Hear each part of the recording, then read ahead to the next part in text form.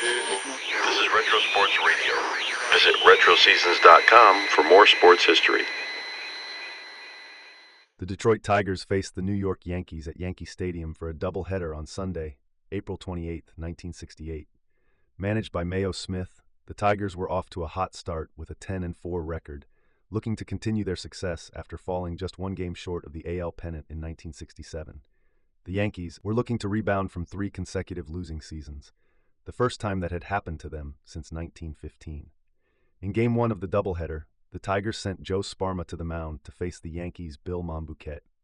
This audio recording is from the New York radio broadcast, featuring announcers Jerry Coleman, Phil Rizzuto, and Frank Messer. Here comes the Yankees. Let's get behind and feel the Yankees. They're gonna learn to feel the Yankees. Everyone knows they play to win.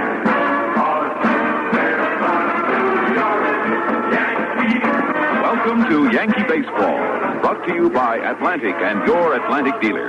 See him for a tank full of Atlantic Imperial, the gasoline that cleans the throttle plate area of your carburetor and helps make every trip a pleasure trip. And by White Owl Cigar. White Owl, made from patiently aged tobaccos for extra flavor and mildness. Remember, you get a lot more from a White Owl than just smoke.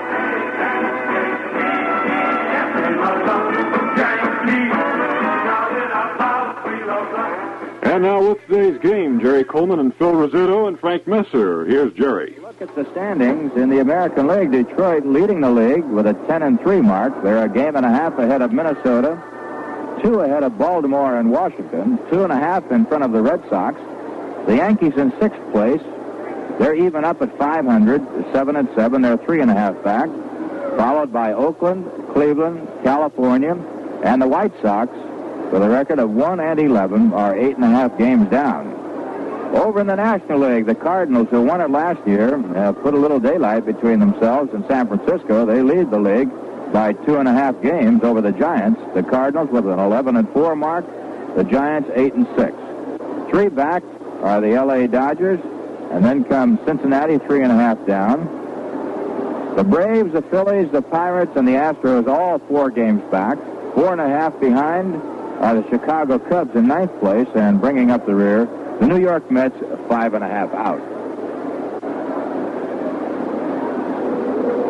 We mentioned that Tommy Phoebus pitched that no-hitter yesterday when the Orioles beat the Red Sox 6-0, and he picked a pretty tough ball club to pitch a no-hitter against. And there was only one real questionable play. That was in the 3rd inning, when Mike Andrews, hit a ball that tipped Phoebus's glove and dribbled out towards short. Belanger came up with the ball, fired to first. Bill Valentine, the plate umpire, called Andrews out, and Andrews argued so strongly on the play that he was ejected from the game.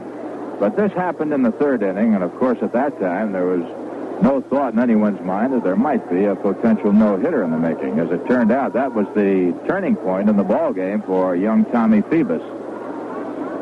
Brooks Robinson made a great catch off a line drive from the bat of Rico Petrocelli, a diving, stabbing backhander, and of course that helped the cause a little bit.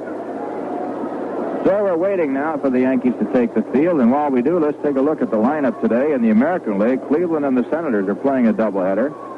They're playing in Washington. Williams against Ortega in the first game. Boston and Baltimore, a doubleheader. They're playing at Baltimore as the Yankees take the field here at the stadium. Single game between the White Sox and the Twins in Minnesota. Oakland at California, also a single game. In the National League, the Mets and Cincinnati are playing a single contest. Houston and the Cubs, a doubleheader. Philadelphia at Atlanta will play a single ball game. In other action, Pittsburgh at St. Louis, L.A. at San Francisco, single ball games. Right now, the people here at Yankee Stadium are standing for our national anthem as recorded by Robert Merrill.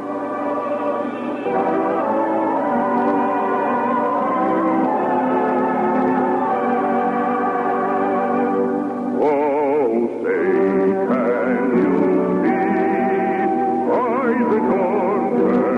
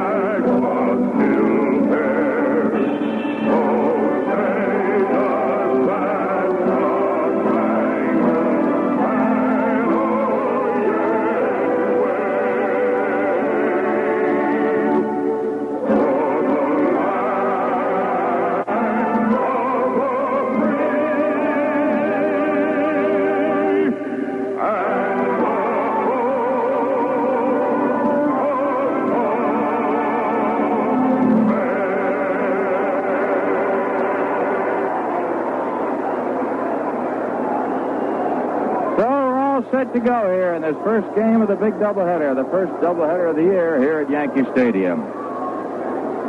Bill Monbouquette against Joe Sparma.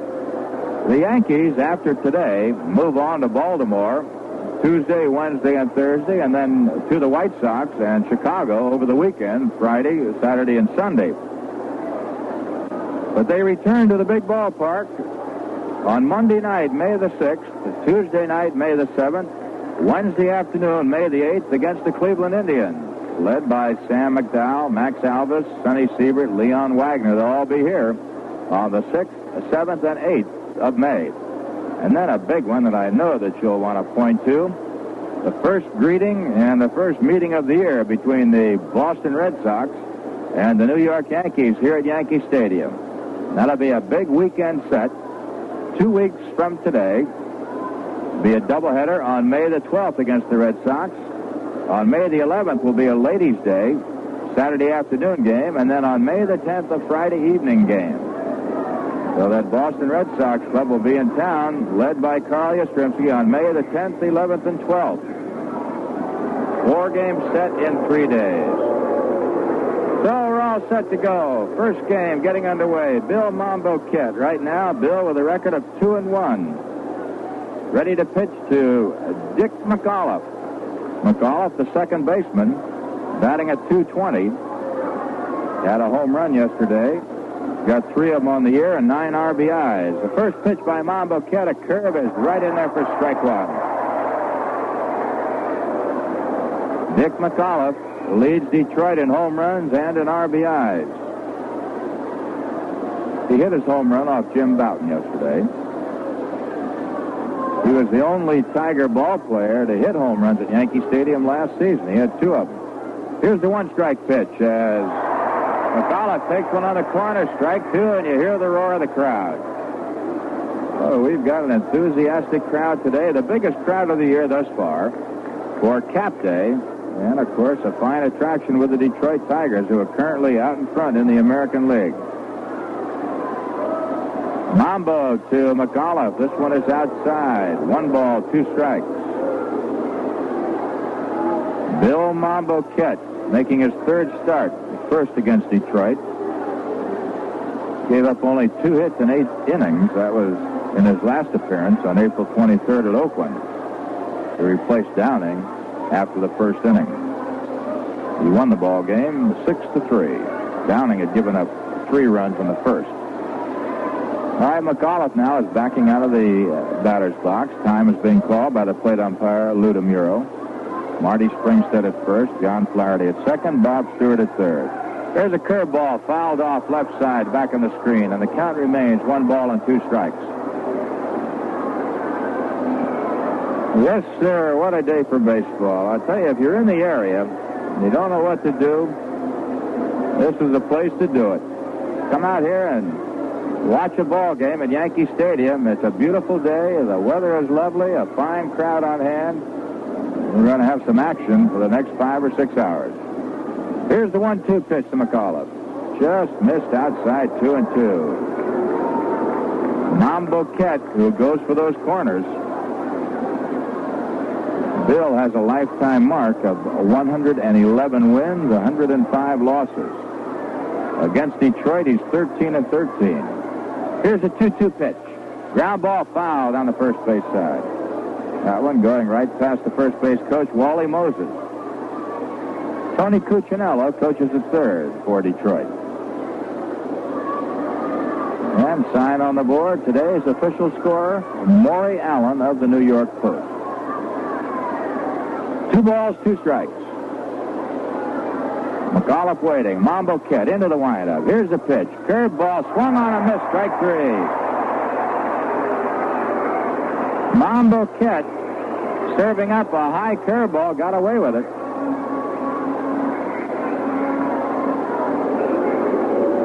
So we have 1 away, and here's Mickey Stanley. Stanley hitting an even .333, 11 for 33, has 3 doubles and 3 RBIs. Willie Horton, still not with this ball club, will join them tomorrow. There's a high pop, upper deck out of play. Strike 1. On deck, Al Kaline. For those of you who may not be aware of it, Willie Horton has been out of action nearly a week after a collision with his shortstop, Ray Oyler. Everybody ran over to Oyler, expecting him to be the one that would be in bad shape, and it turned out to be Willie Horton, who's built like a tank. Here's the one-strike pitch to Stanley. Fouled off right side, upper deck, and that one drifting off the facade back into the lower area. The scramble is on. Well, we got the kids here today, all of them with their caps, those who got here early enough to get them. And every time a ball goes into the stands, there's a wild scramble.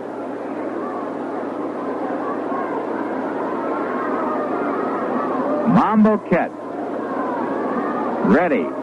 Here's the two-strike pitch to Stanley. On the corner, he got him. Bill Monbouquette, so far razor sharp, striking out his first two batters, McAuliffe and Stanley. All right, Al Kaline stepping in. Al batting only at 196, off to a very slow start. He's got a double, one home run, and 2 RBIs. Kaline, who's in great health, has just gotten off to a slow start. There's a curve that hits the corner, strike one. Al Kaline, one of the all-time greats. Some great ball players on the field today. Some have been around for many years. The one-strike delivery. Fastball misses outside. It's 1-1. Kaline for Detroit. Eddie Matthews for Detroit. Mickey Mantle for the Yankees. They've been around for many years. Mantle and Matthews with over 500 home runs. Mickey at 521, Matthews at 509. Okay, the 1-1 pitch now to Kaline. It just did miss, and I'll tell you, Mambo wanted that one. It was a slider that missed low. 2-1.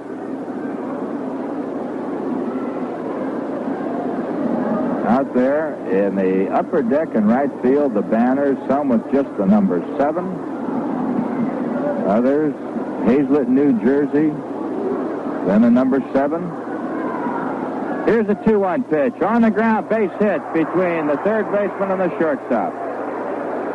To Al Kaline, a hard ground ball between Bobby Cox and Gene Michael. First base hit for Detroit, first hit of the game. A 2-out single by Kaline. Here's Bill Freehan. Freehan has been hitting. He's at 340, batting on the 4th spot. 5 doubles, a home run, 7 RBIs. But Bill Freehan has been having a lot of trouble throwing. The Yankees have stolen 5 bases on him so far. 6, that is. At 5 Friday night, 1 yesterday. Kaline moving off first. Freehan waiting. There's a drive into left center. It's going to drop. Moving over in front of it is Whitaker. He's up with it. Throws the ball to Michael, and down to second base goes Bill Freehan.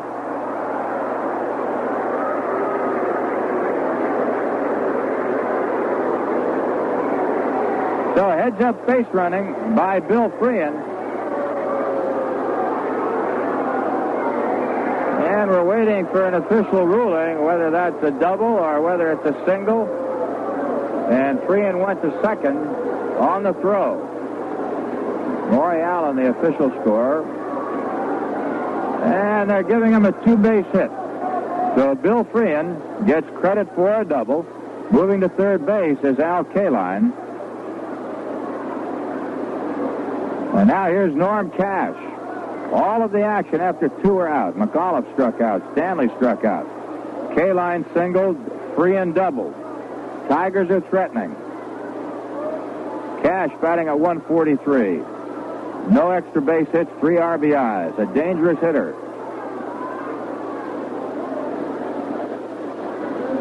Now Monbouquette steps off the rubber. Wipes some perspiration off his forehead with his left hand. That's his glove hand. He took it out of his glove. All right, Mambo into the windup. Here comes the pitch to Cash. The curve is a little low. It's ball 1. Mantle is deep at first base near the line. Clark back on the edge of the outfield grass at second. Giving Cash, at least 25 to 30 feet of that foul line is Bobby Cox at third and Michael shading toward second. The outfield shifted hard to the right and deep. Monbouquette again. Here's the 1-0 delivery. A curve is right in there. He dropped a beauty. 1-1.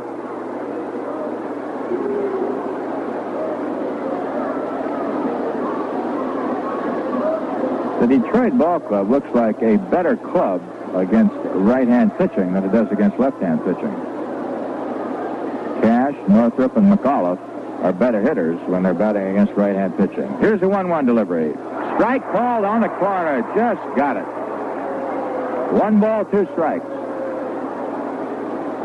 Wally Moses, as we mentioned, coaching at first base, yelling something in to Norm Cash. This could be a crucial part of this ball game.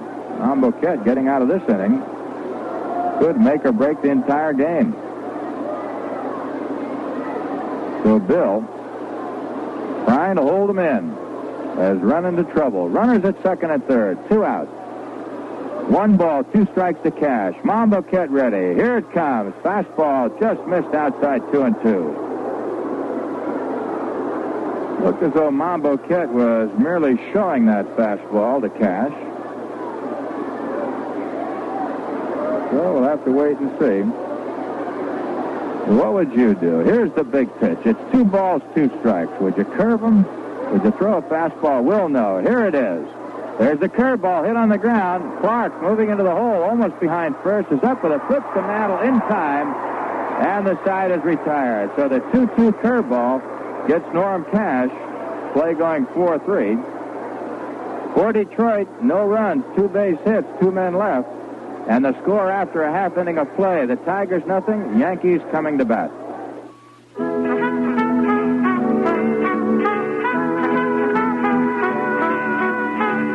Atlantic keeps your car on the go. There's fun and excitement along the way as well as when you get there. When you fill up with Atlantic Imperial gasoline and follow the Imperial Road. Forget about how your car will run. Atlantic Imperial gasoline helps keep it running the way it was made to run, wherever you go. Your drive will come alive when you take the Imperial Road. Pack more fun in your trip and get on the Imperial Road with Atlantic Imperial gasoline. Atlantic keeps your car on the go.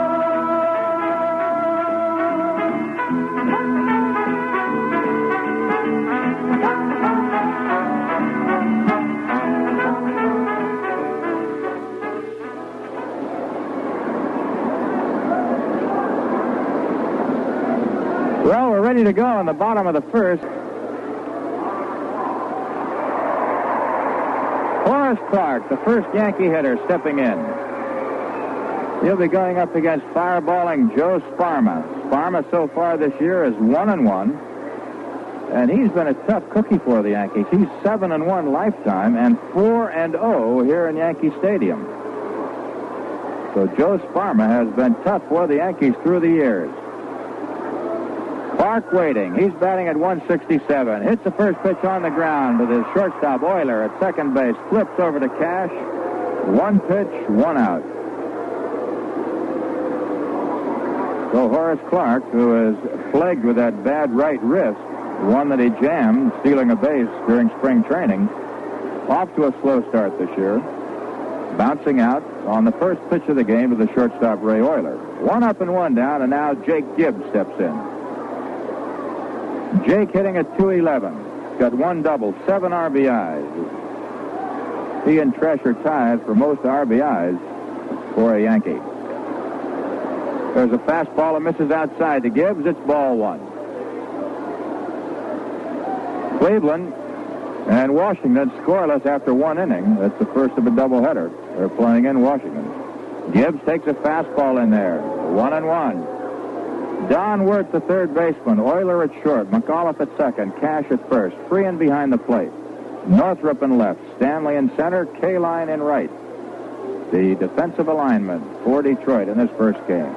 The 1-1 pitch. High pop. Left side. Don Wert. Near the railing. He'll have a shot at this one. Makes the play. Well, they're 2 up and 2 down.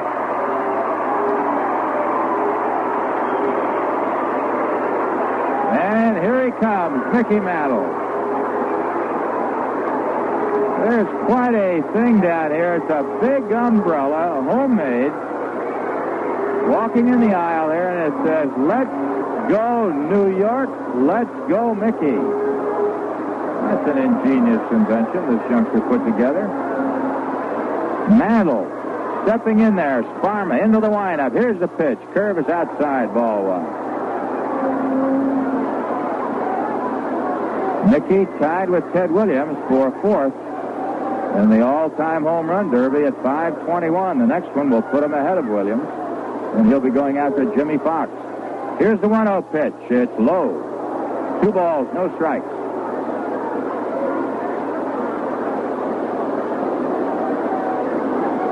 Mickey Mantle came to the Yankees in 1951.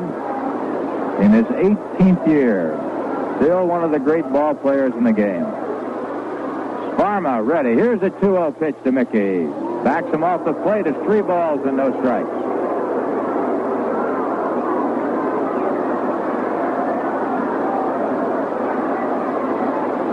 Sparma making his first appearance against the Yanks. But a tough cookie, 7-1 lifetime, as we mentioned. The 3-0 pitch to Mickey right downtown for a strike. Rookie Les Kane will pitch the second game for Detroit, and Fred Talbot for the Yanks.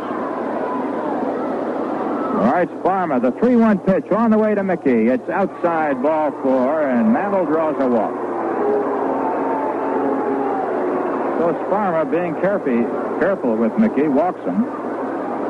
And now here's Roy White, who's batting 4th for the first time this year. Roy leading the American League in hitting, batting at .428. Mantle, incidentally, was batting at .255 with 3 home runs and 6 RBIs. Here's Roy White. 2 doubles, a home run, 5 RBIs, 6 stolen bases.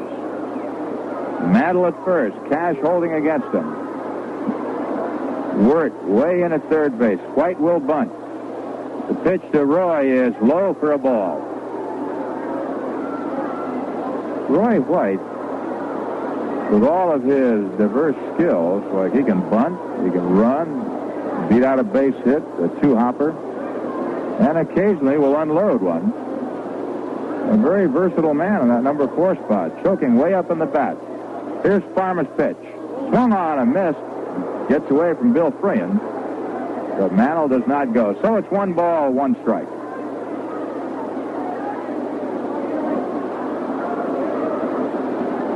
Still plenty of time for much of the action here at Yankee Stadium. The first game just getting underway. We're in the bottom of the first.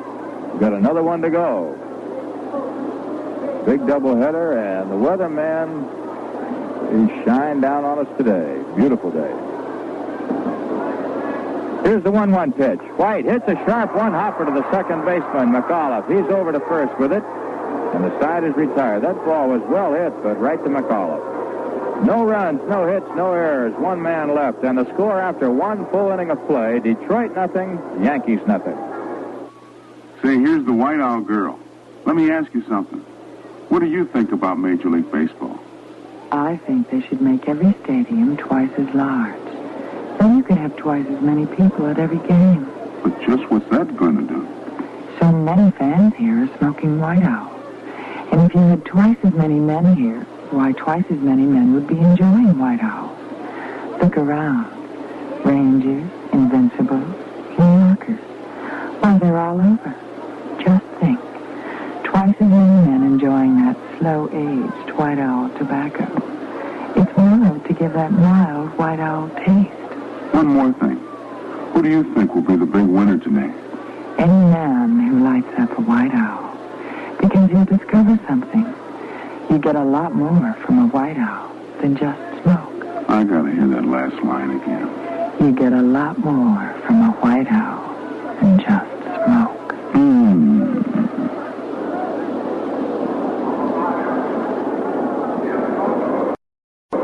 Jim Northrup, John Warden, and Ray Oyler will go up against Bill Monbouquette as we go into the top of the second inning in this first ball game of the doubleheader. No score. It's Monbouquette against Sparma. Monbouquette, who was released by Detroit. This was last year, and he sat by that telephone for 3 weeks before signing up for the Yankees. Northrup takes the fastball right in there, strike one. Jim batting an even 200. Got a double, a home run, and 4 RBIs. Monbouquette again to Northrup. It's inside this time, 1-1.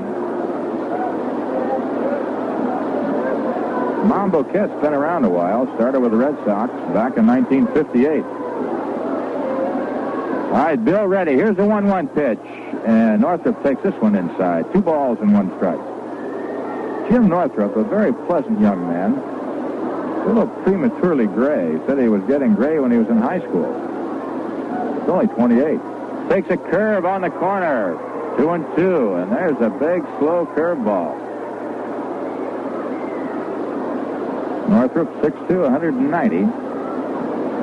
Had a fine year last year with the Tigers, batting .271. Like he's improved in each and every year that he's been with Detroit. Although this season, off to somewhat of a slow start. Here's a 2-2 pitch by Mambo. Change-up in the dirt. Full count. In 65, Northrup batted .205. Then he went to .265 in 66, and last year, .271. Had 10 home runs and 61 RBIs. Dangerous hitter. Hits all fields and can pull the ball if it's slow. In other words, he doesn't pull much fastball, but he'll pull that breaking pitch. There's a foul back.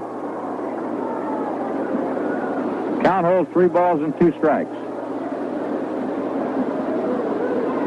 Bill Robinson in center field is shading him to the left of second base as though he were a right-handed hitter. But if he gets a hold of that curveball, he'll pull everybody around. White giving him a big chunk of that right field line. Whitaker playing him toward the left field foul line. Here's the payoff pitch. Curveball hit on the fist, foul toward the first base side. Wally Moses used to be a Yankee batting coach and a Yankee first base coach. Picks it up and throws it back to Monbouquette. The ball that Northrup just swung at was well inside and actually looked like it hit him not more than a few inches above the fist. Just dribbled out about 40 feet on the grass, foul territory toward first base. Northrup waiting. Here's a payoff pitch again. Curveball hit on the ground. A Mantle at first. Flips to Monbouquette in time. Then we have one away. So Monbouquette running the count to 3 balls and 2 strikes, which you don't see too often. Gets Northrup on a ground out to Mantle. And here comes Don Wert, batting at .240. 2 doubles and 4 RBIs.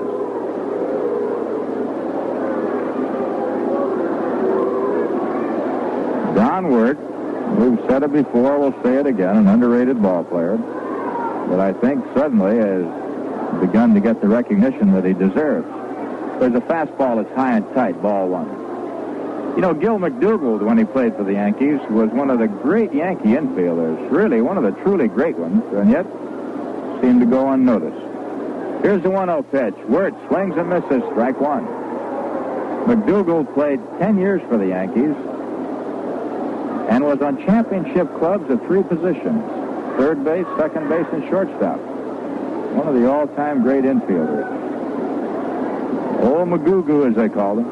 Here's the 1-1 pitch to Wert now. It's low. 2 balls and a strike. Funny how some ball players will do that. Some just stand out. They're exciting. Sometimes they're overrated because they appeal to the fans and to the newspapermen. Others just go about their business, get the job done, but do it quietly. Here's a 2-1 pitch to Wert. Bunts at it, misses. It's fouled at the plate. It's 2-2.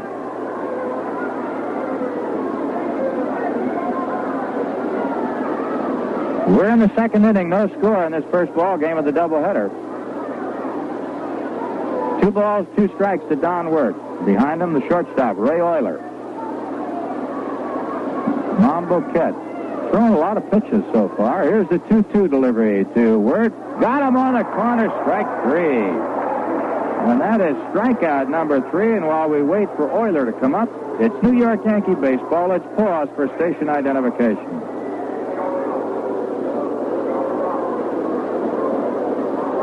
Hi, this is Jerry Ducey. Join me for my telephone talk show, weeknights here at 810 on your dial, WGY Schenectady. 2 down, nobody on. Here's Ray Oyler, who is red hot in this series. Batting at .220 right now. Swings and misses at a fastball, strike 1.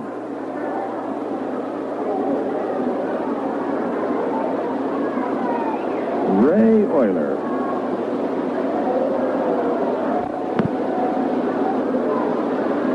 Four for 6 in the first 2 games against the Yankees. 2 doubles in those 4 base hits. He's waiting. There's a dribbler towards there. This is going to be a base hit. Oyler digging. Monbouquette gets it. Can't do anything with it. And Ray Oyler gets himself a scratch single down the third base side. Boy, those are the kind you like to get because you get robbed of so many well-hit balls that when you get a scratch hit like that, it kind of makes you feel a little bit good. Here's Joe Sparma now, the pitcher. Not a bad hitter. He's 1 for 6. Takes a big swing. He can be dangerous once in a while. Stands up on the plate with a closed stance.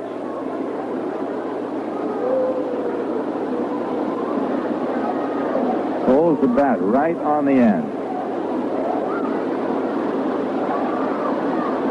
He's waiting as Monbouquette comes set. The pitch to Sparma is a curve that's outside, ball 1.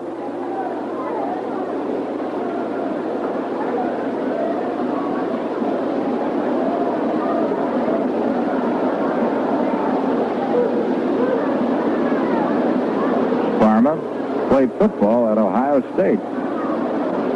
And then went to baseball. The pitch to Joe is swung on and missed, and it's strike 1. 1 ball and 1 strike to Sparma.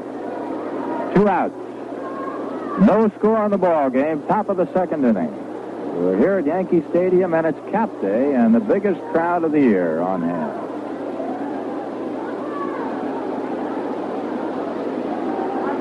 Mambo to Sparma. Slider missed outside, 2-1. Well, in that first game in Washington, after 2 innings, the Indians nothing, Senators nothing. It's all the action we have right now in either the American or the National, with the exception of the game here in New York right now. Here's a 2-1 pitch to Sparma. Swung on, a miss, strike 2. 2 balls, 2 strikes. And we mention again that Monbouquette has been throwing a lot of pitches. In other words, he's not getting rid of the hitters in a hurry. He's run the count to 3-2, 2-2 on many of the batters.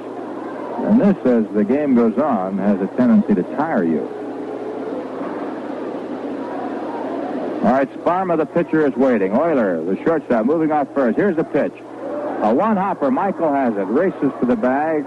Forces Oyler at second base. And the side is retired. No runs, a base hit, 1 left, and the score after an inning and a half, Detroit nothing, Yankees nothing. The traveling smooth on the Imperial Road with Atlantic Imperial to make the going more fun. That may seem like a lot to expect from a gasoline, but Atlantic Imperial isn't just any gasoline. It's the clean carburetor gasoline. It cleans your carburetor as you drive and keeps it clean. That can do a lot to increase your driving pleasure because dirt deposits in the throttle plate area are a common cause of stalling, rough idling, and poor acceleration. Problems you shouldn't have to put up with. Atlantic Imperial won't tolerate troublesome throttle plate deposits. It dissolves them and washes them harmlessly away.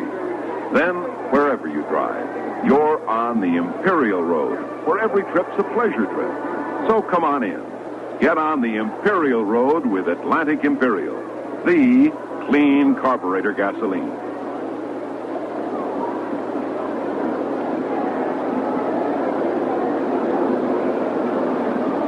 In the last half of the 2nd inning for the Yankees, it'll be Bill Robinson, Steve Whitaker, and Bobby Cox. Robbie hitting at .214, 9 for 42, has a couple of doubles, 1 triple, 2 RBIs.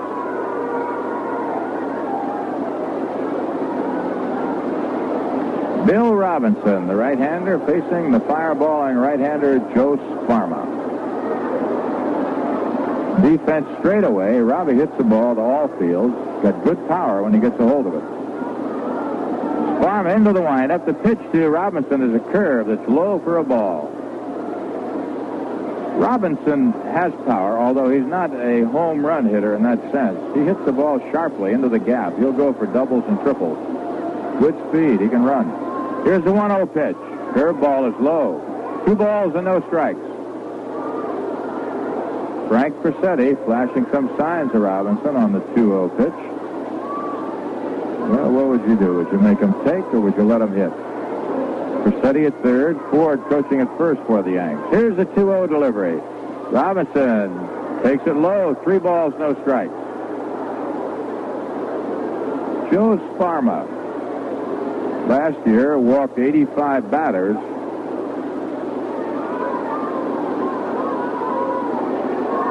In 218 innings pitched, which is not too bad. There's a fastball that's high and tight to Bill Robinson. He walks him. Second walk given up by Sparma.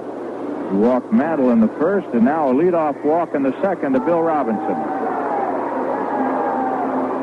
Steve Whitaker, who has been having his troubles, has only 1 base hit in 22 at-bats. Trying to get on track there. He's got 1 RBI. He's got the power. Steve waiting. Stands back from the plate. Robinson at first. Nobody out. Second inning. No score. Detroit and the Yankees. First game. Here's the pitch. Whitaker takes low. It's ball 1. Steve, in one of those sessions where you start to press, trying to get untracked. Everybody telling Steve about their batting slumps when they were playing before the game. He laughed, but I don't think it helped too much. Here's the 1-0 pitch. Steve, way inside. Almost got hit. It's 2-0. And now Sparma is going to have a visit from the second baseman, Dick McCullough.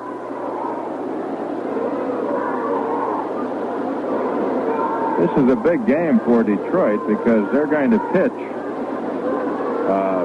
brand new fresh rookie Les Kane. He'll be making his major league debut in the second game. Of course, youngsters can be unpredictable at times, and this is the one the Tigers would like to get, just in case. All right, Sparma sets. Here's the 2-0 delivery, and Whitaker takes high. 3 balls and no strikes. So Sparma, running into trouble here with Steve Whitaker, has already walked Bill Robinson. On deck, it's Bobby Cox. Sparma, a hard worker, reaches back, puts everything he's got on every pitch. He's ready now. Here's the next one to Whitaker. It's high, ball 4. And that's the 3rd walk for Sparma. The Yankees now have runners at first and second, and here's Bobby Cox. Bill Robinson at second, Whitaker at first, and now Bill Freehan, the big catcher, is out there talking to Sparma.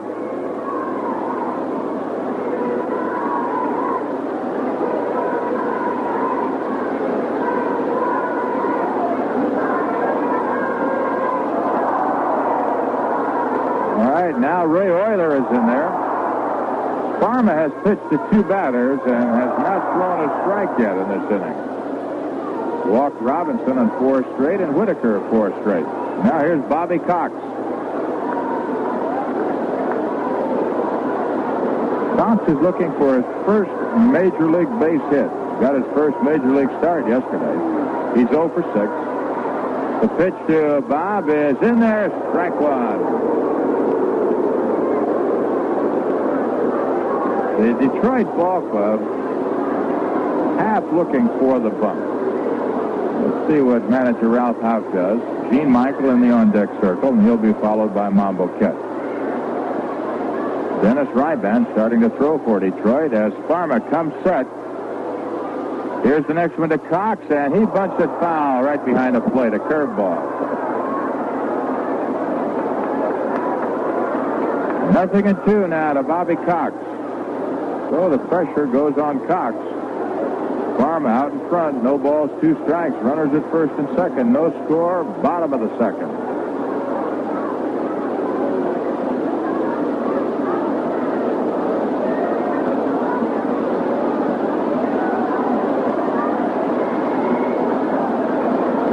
Cox waiting. Sparma getting the sign from Freehan.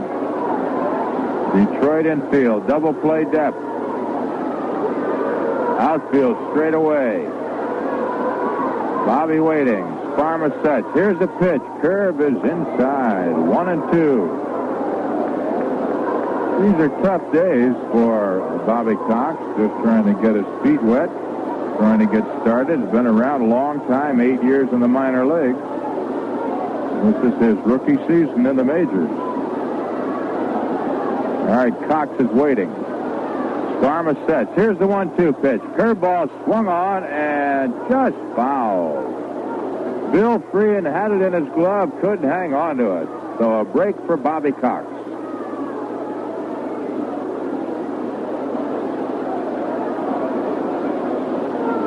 Cox just got a piece of that ball, just enough so that it slithered out of the glove. It's the catcher, Bill Freehan. Freehan had it and couldn't quite grab it. He reached for it as it fell to the ground. All right, it's 1 ball and 2 strikes. Runners moving off first and second. Here's the next one. Cox fouls this one back. Incidentally, for those of you who may be able to help, Andy Kosco, who has 4 youngsters, is looking for a 3-bedroom furnished home in the greater New York area, any place. Get his family located. He had one all set, and then it fell through, and now he's got his family that he'd like to bring in and get them straightened out. And if anyone can help, we'll tell you where to send the message in just one moment. Here's the 1-2 pitch to Cox. Curve, he goes down. It's over his head, 2-2. If you could help Andy Kosco with a 3-bedroom rental for the summer of a furnished home, send it to Bruce Henry, traveling secretary, care of the New York Yankees, Bronx, New York.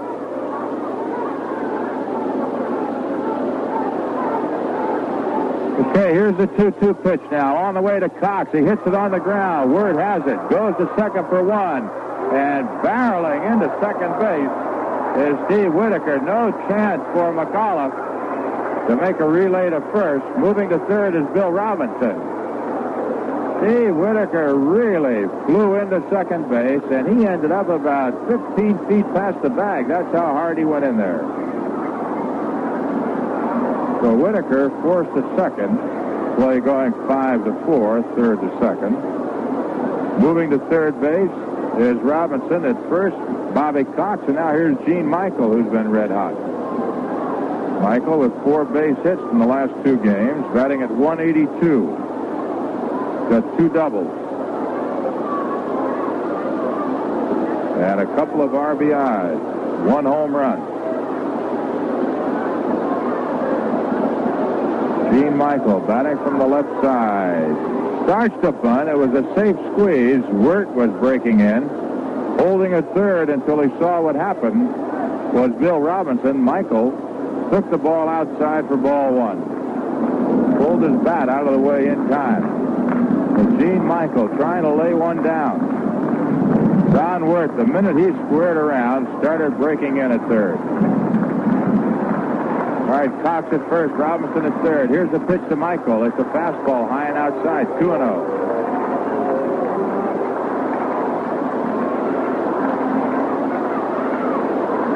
Well, you can hear it in the background. We want to hit. We want to hit. All the youngsters out here begin the chant. No score on the ball game. Last of the second. Yankees threatening, 1 out. Runners at first and third. 2-0 on Michael. Here's the next one by Sparma. Hit in front of the plate. Freehan is out after it. Underhand flip to Cash is in time. Robinson holds the third, and down to second base goes Bobby Cox. That ball hit about 10 feet out in front of the plate. No chance for Robinson to get in. Going to second is Cox.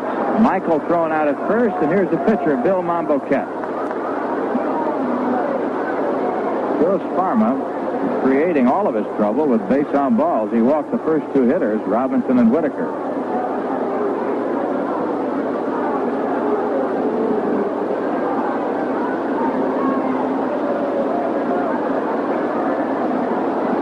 Yankees on the road Tuesday, Wednesday, and Thursday at Baltimore, Friday, Saturday, and Sunday at Chicago. All right, Sparma now taking his windup. The first pitch to Monbouquette is a curve that backs him off the plate, and it's ball one. Sparma is just naturally wild.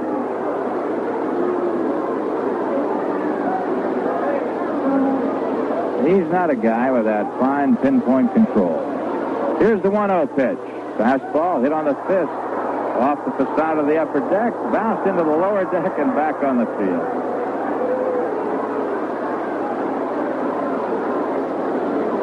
One ball and one strike. Sparma had such stuff in that ball that when Monbouquette swung at it, it was almost by him. Hit it right on the fist. Cox at second, Robinson at third, 2 outs. Here's the 1-1 pitch to Mombo. High pop, right side. That's slicing into the stands. Lower area, and the scramble is on.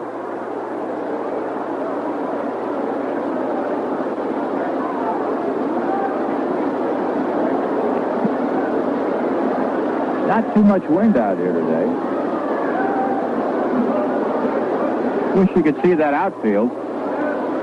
They're shaded way toward the right side, as though Monbouquette was a left-hand hitter, and very shallow. Boy, they are way in. Here's the 1-2 pitch. Hit to left field. Not too deep. Coming on is Jim Northrup. He's under it, and he's got it. For the Yankees, no runs, no hits, no Detroit errors. 2 men left, and the score after 2. Detroit, no runs on 3 hits. The Yankees, no runs and no hits. You can plan ahead for the things you will need. Invest in the future, and you will succeed. When you follow the eagle, the red, white, and blue eagle. Invest in Freedom Shares, U.S. Savings Bond. Have you ever attempted to buy a car and found yourself burned by high-pressure salesmen? I recommend that you see the Burn Men. That's B-Y-R-N-E. And it spells the only Ford and Mercury dealer in Mechanicville, Jack Byrne. See the Burn Men today for courteous service and knowledge of their product inside out. See the Burn Men at Jack Byrne Ford and Mercury, 96 North Main Street in Mechanicville. Sign on the board. Last night's scores in the American League: Oakland 6, California 3. In the National League, Philadelphia 4, the Braves 1, St. Louis 7, Pittsburgh 5, and Cincinnati 5 and the Mets 3. It was all the night action yesterday in the American and the National.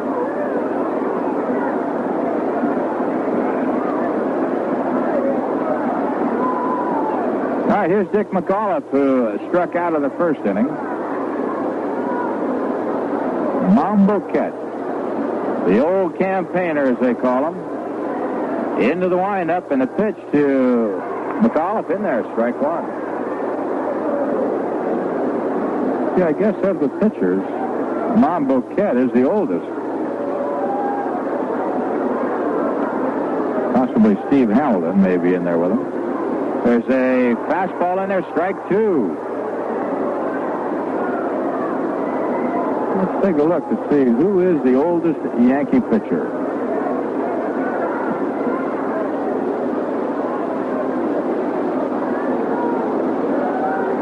Monbouquette pitching to Dick McAuliffe.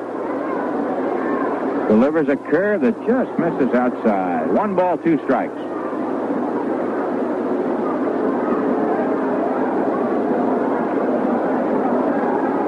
Monbouquette.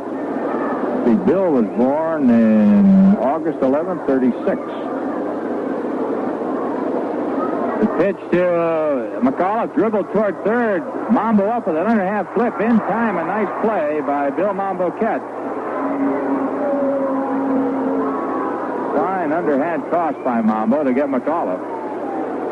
Let's see, Steve Hamilton was born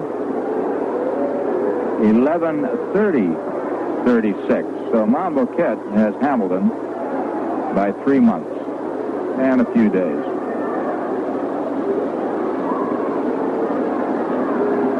All right, stepping in now is Mickey Stanley, who struck out in the first inning. Takes low, ball one. Stanley. Right-hand batter against the right hand of Monbouquette. No score in this game. Top of the third inning.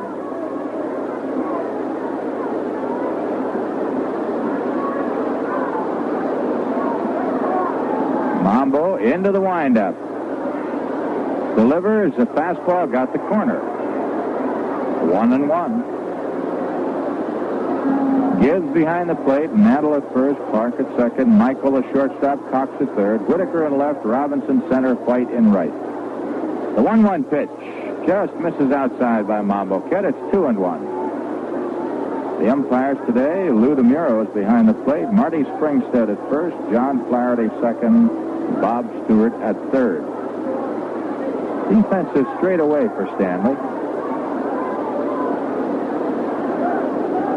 Mickey pulls the bat right down on the end. Does not have too much power. Hit only 7 home runs last year. Was up only 333 times.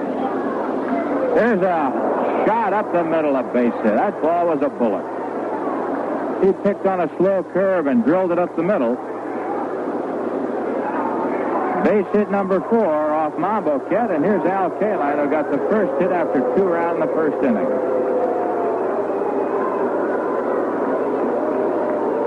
So the heart of the Detroit batting order coming up now. Kaline, Freehan, and Cash.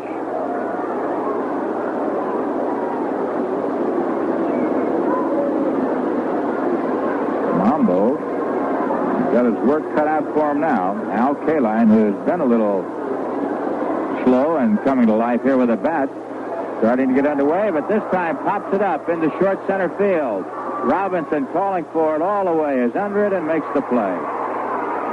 Stanley was halfway down and then returns to first. So Kaline, going after the first pitch, pops up to short center, 2 down. Here's Bill Freehan, who hit a double in the first. For Freehan, that was his 6th double of the year, and that leads to the Detroit Tigers.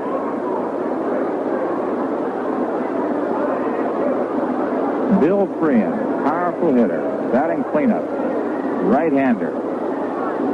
Hangs right over that plate. Stanley moving off first. The pitch is a pitch out. They were looking for the possible running of Mickey Stanley.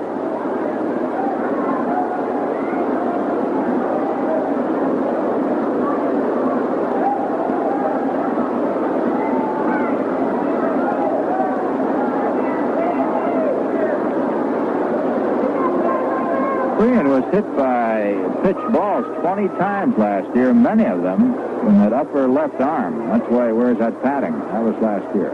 There goes Stanley. The pitch, foul back on the screen. Stanley had a good jump, and Gibbs would have had a tough time throwing him out had Freehan taken that pitch. It's 1 ball, 1 strike, 2 down. Now Bill Freehan saying something to Norm Cash in the on-deck circle, and he wants a little bit of that pine tar, so they throw him the rag.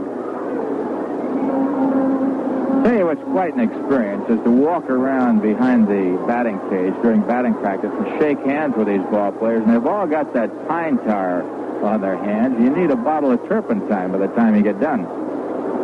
Really sticks. Someone has just thrown a tennis ball on the field, and Monbouquette walks in a few steps and gets rid of it.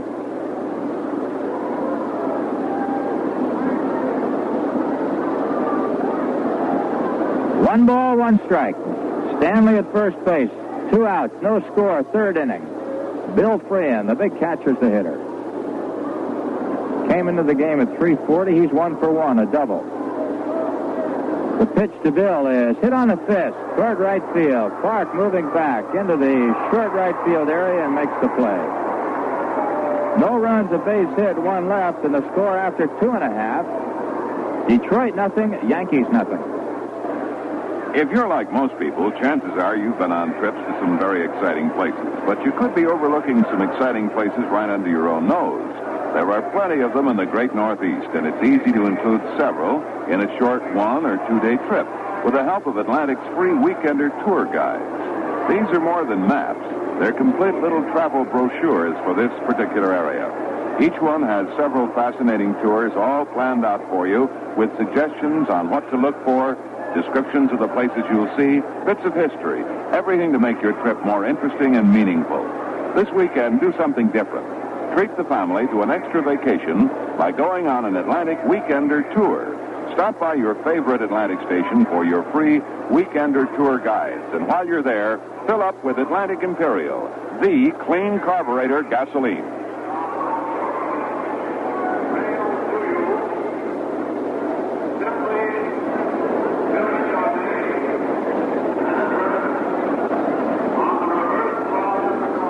Okay, we go into the last half of the third inning. It's a scoreless ball game, this first one of the doubleheader.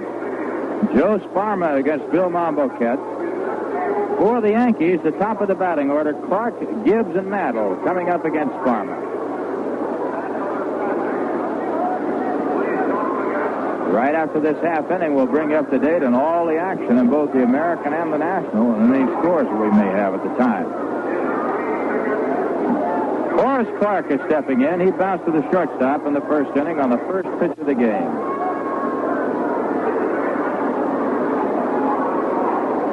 Clark batting from the left side. A switch hitter, as you know. Sparma's first pitch to Horace is in there, strike one. Let's see, Clark, Mantle, White, and Michael, all switch hitters. When Peterson started yesterday's game, 6 of the 9 players for the Yankees were switch hitters. Clark fouls it off, upper deck. Strike two. Fresh was playing in that game yesterday, and of course Fritz Peterson, a switch-hitting pitcher. That's something that may go down as a record. Of course, the switch hitter becoming more in evidence in more recent years. Mickey Mantle, the guy who started it all back in 1951. All right, here's a 2-strike pitch by Sparma to Clark. It's way outside, 1-2. There were switch hitters before, like Frankie Frisch, Red Shandies, and many others, but Mantle is the guy who really brought it into focus. All right, here's the 1-2 pitch now to Clark. Curve is outside, 2-2.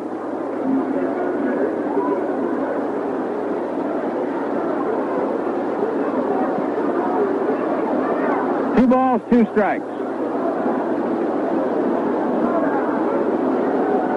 Clark waiting. Sparma delivers. Fastball dribbled out toward the mound. Sparma is on it. Fires the catch just in time. Almost hit Clark in the back of the head. And that was a fine play by the first baseman, Norm Cash. Play going 1-3. 1 up and 1 down. Here's Jake Gibbs, who fouled the third in the first inning.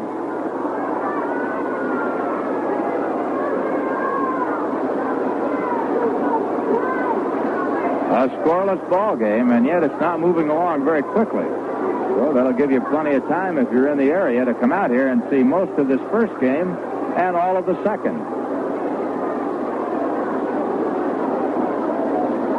Jake Gibbs now, waiting as Sparma gets the sign from Freehan. Here's the first pitch. A curve is low. Ball 1. Sparma has not given up a base hit, and yet he's not been sharp. He's walked 3. Mantle in the first, Robinson and Whitaker in the second. Here's the 1-0 pitch to Jake. On the ground, the shortstop in the hole. Oyler is up with it. Underhand flip in time. A nice play by Ray Oyler. Oyler went over there and gave it that underhand shoot. And that ball fired across the infield. So we have 2 down, and here's Mickey, who walked in the first inning.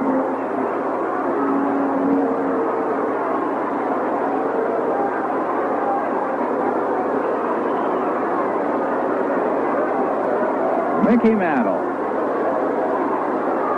Waiting. Sparma delivers a pitch on the ground. Cash to his right. Bobbles the ball. Can't come up with it. Fires late. And Mantle is on at first base. Let's see how they rule it. And they're giving Cash an error.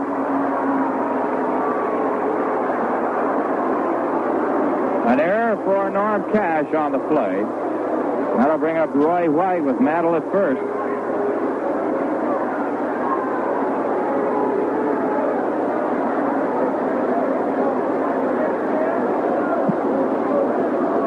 A two-out error by Norm Cash. Here's Roy White. No score in the game. Last of the third. Mantle at first. The pitch to White. Curve is outside. Ball one.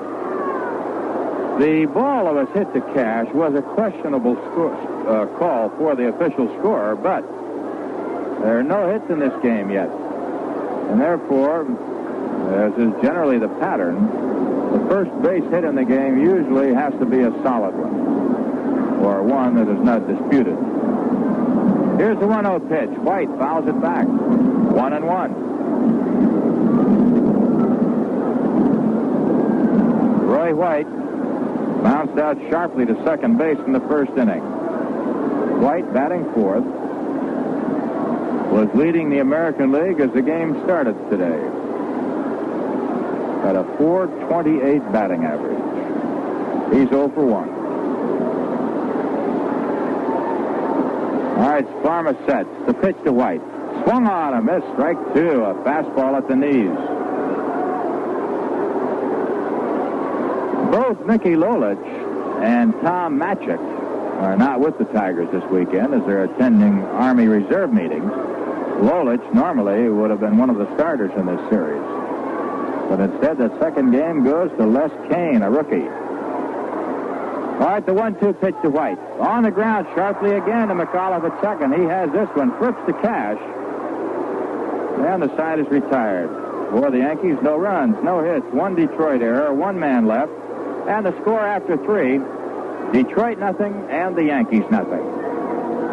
And now let's take a look at the scoreboard. In the American League, in the first of a doubleheader, the Senators lead the Indians 1-0 after three. Williams against Ortega. That's Dan Williams for the Indians and Phil Ortega for the Senators. In the first of a pair, Boston and Baltimore, it'll be Santiago against McNally. No action as yet. In a single game, the White Sox play the Twins in Minnesota. And in another single game on the West Coast, it's Oakland against California in Anaheim. In the National League, the Mets and Cincinnati play a single contest, and that game as yet is not underway. In the first of a doubleheader, Houston failed to score. On the top of the first, they're playing the Cubs in a doubleheader at Chicago. In a single ball game, Philadelphia and Atlanta. Wise for the Phillies, Phil Niekro for the Braves. On the West Coast, the Dodgers are at San Francisco, and a later start, Pittsburgh at St. Louis. Both of those single games. And now we remind you it's New York Yankee baseball. Let's pause for station identification. This is Bill Emerson. I'll see you twice a day, at 7 and at 1. Here on WGY 10 on your dial, Schenectady.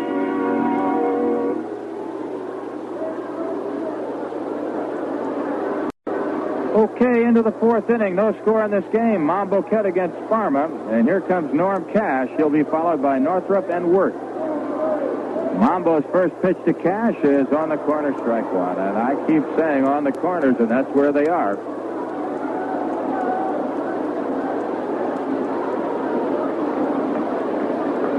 The one-strike pitch to Cash. On the ground, sharply hit Mantle on two hops. Flips to Mambo, one away.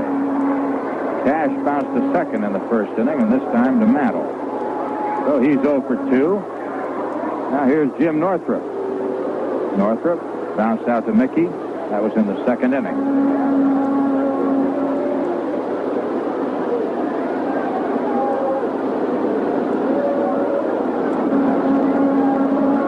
Talked to Johnny Sain, the Detroit pitching coach, before the game, and he's just raving about some of his young pitchers. Fastball is in there. Strike one to Northrup. Warden, who's 3-0, and Les Kane, who's getting a start today, and a youngster by the name of Patterson. John just loves to work with those young boys. All right, Monbouquette eyeing Jay Gibbs with Northrup up there. Here's the next one on the way to the left fielder. It's fouled back on the screen, strike two.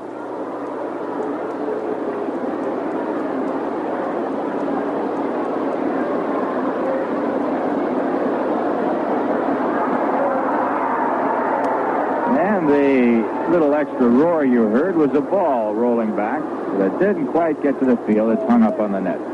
Here's a two-strike pitch now to Northrup, high and outside. 1 ball, 2 strikes, 1 out. Top of the 4th inning. The Tigers have all 4 base hits. It's a scoreless ball game.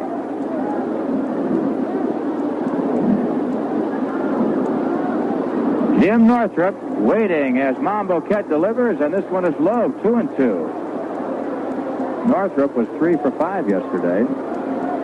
Had a home run and 2 RBIs.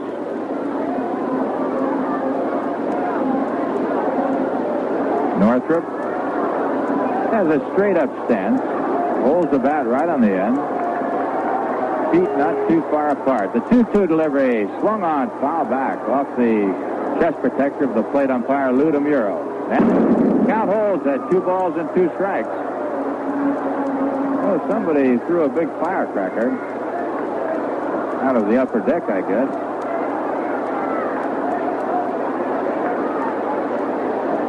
Those things can be dangerous. I wish you youngsters would be careful about that because sometimes they can land near people's eyes. Here's a 2-2 delivery. Change up, hit the right field. Coming on fast is Roy White. It's in there for a base hit. That ball hit near the trademark, not too solidly, but goes for a single for Jim Northrup.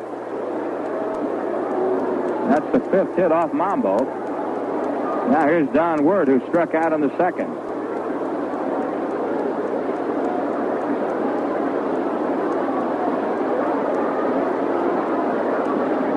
John Wert, the 3rd baseman, stepping in there, facing Monbouquette. Yankee infield at double play depth.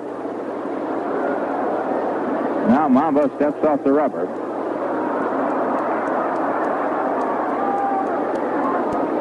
Northrup at first base. The pitch to Wert is high. It's ball 1. You might be hearing a little activity and noise. There's a youngster who's climbed up on the screen trying to get a baseball through the netting. And even if he gets it, they won't let him have it because you can't do that. He's also got his finger stuck in that screen, and if there was a foul ball that came back there, it chopped some of those fingers right off. All right, here's the 1-0 pitch to Wert. It's 2-0. But he's creating more attention here at the stadium than the ball game. And unfortunately, he could put himself in danger there. And he has now got the ball strung all the way across the middle of the screen, and he's still climbing across there. All right, the 2-0 pitch. There goes Northrup. Ball hit into center field. Little drop for a base hit. Northrup on his way to third base. And on the hit and run, John Wert drills a single to center. Detroit with runners now at first and third. 1 away. And the batter will be the shortstop, Ray Oyler. That's the 6th hit off Monbouquette.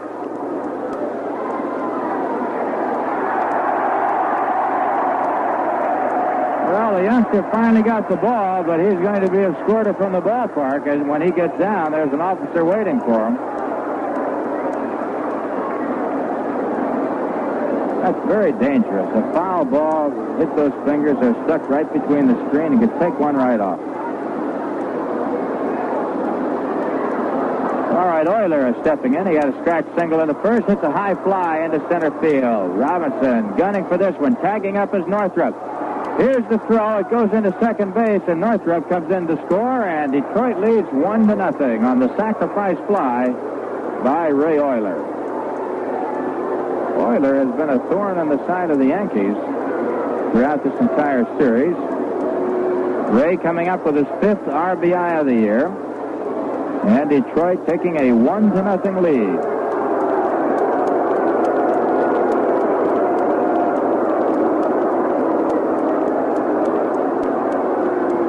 that boy has moved that ball halfway across the screen, and they've got half of the special police department there to greet him as he comes down. There's a ground ball slowly hit towards short. In front of the shortstop is Cox. One has it. Flips to Mantle just in time, and Sparma's out of there. The play going 5-3. Nice play by Bobby Cox.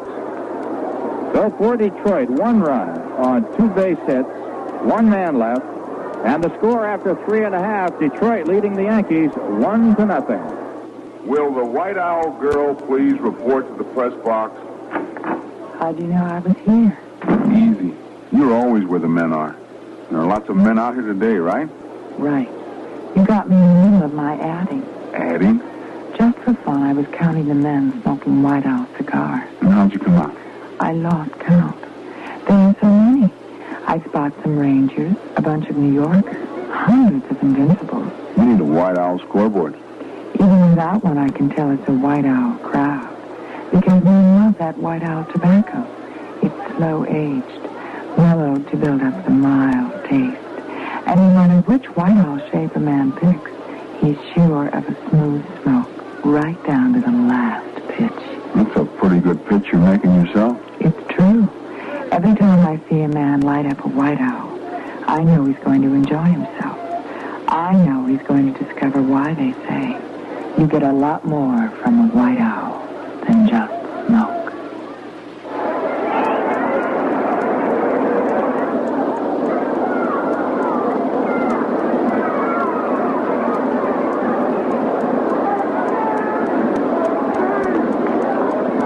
Okay, Detroit leading the Yankees 1-0. We go into the bottom of the 4th inning. Here's Bill Robinson. He'll be followed by Whitaker and Cox. And Joe Sparma, leading right now 1-0, has not given up a base hit.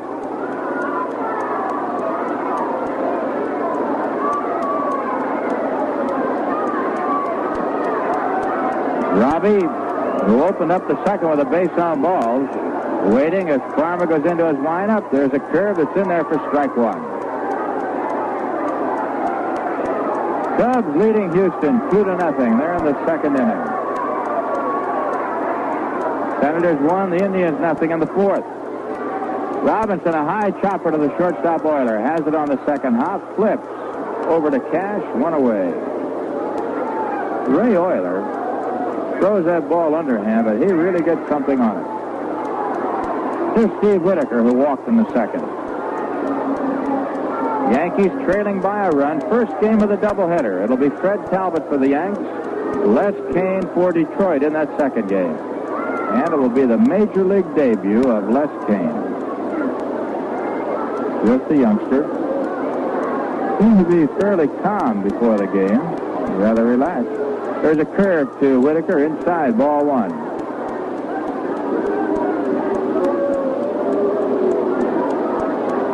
Les Kane, a young left-hander, making his Major League debut in the 2nd game.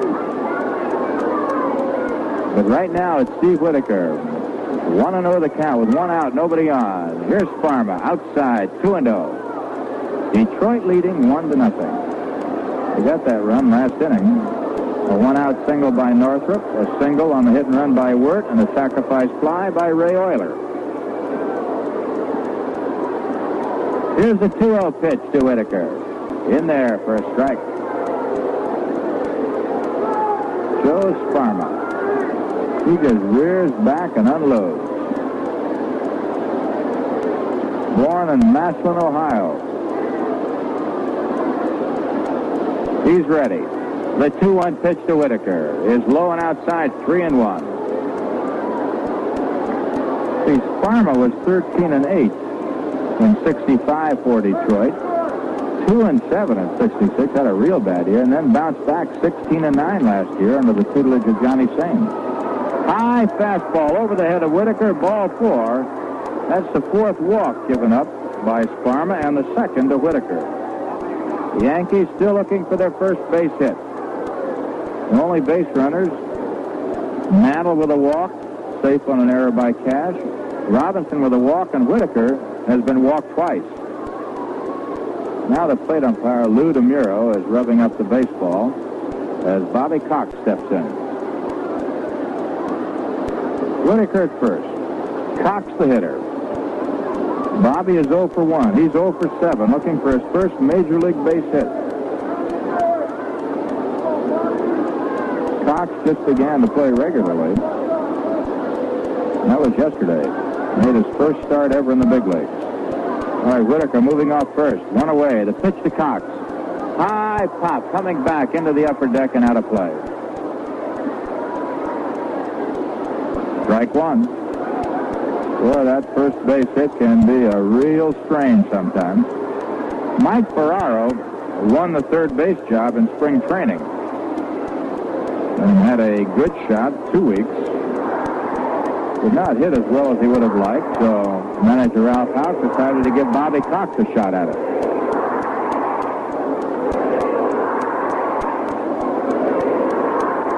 All right, Sparma to Cox on the ground to the shortstop Oyler. He has it. Flips to second for one. Throw to first. Double play.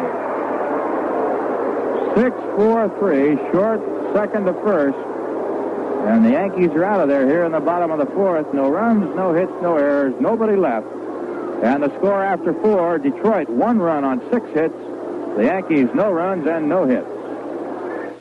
Extended care benefits are now available under Medicare for people 65 or over. These benefits are for the patient who's been under hospital care for 3 days or more and whose doctor decides that he no longer requires full hospital care but's not yet well enough to go home.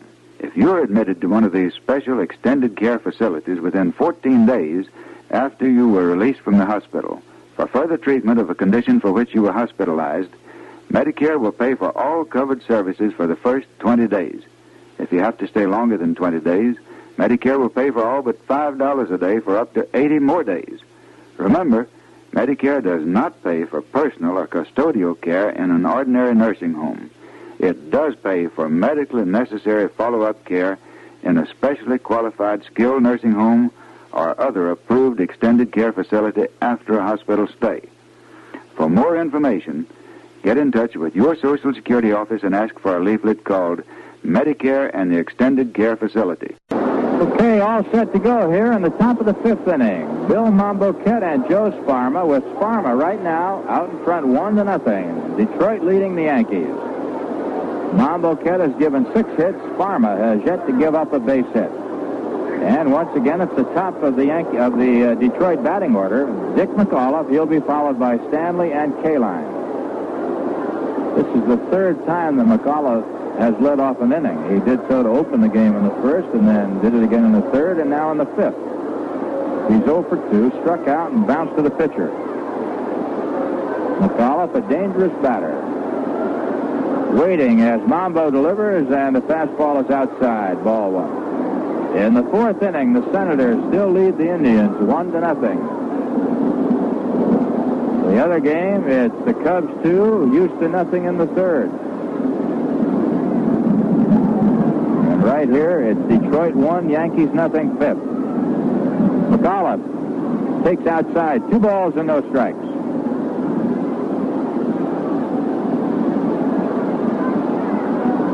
Monbouquette shooting for his 3rd win. This has been a tremendous acquisition for the Yankees. Here's a 2-0 delivery. Bunted behind the plate, foul. 2 balls and a strike. McAuliffe was halfway to first base before the ball bounced back into Gibbs' mitt.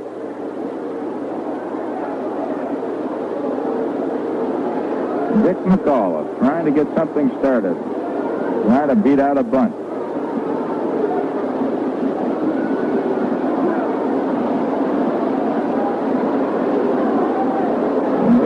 Close races in both the American and the National right now. Red hot. There's a dribbler toward first. It's fair. Gibbs out. Under it. Flips to Mantle. In time on a close play. He had to throw that ball overhand to get it over the head of Dick McAuliffe. McAuliffe going right down that line. Gibbs had to throw it over his head and made a good play. So that one goes 2-3. Catcher to first. You have 1 up and 1 down. Here's Mickey Stanley, who struck out and singled.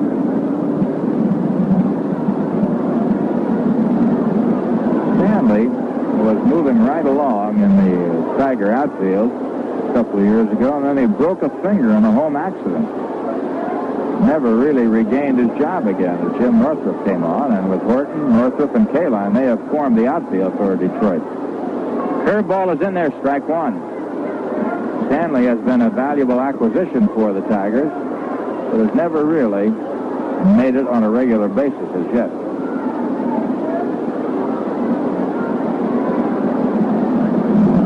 Monbouquette getting the side from Gibbs. The one-strike pitch. On the ground, Michael to his left, up with it. Underhand flip is off the glove of Mantle. Rolling back to the screen, and Gibbs is right there. A fine play by Jake.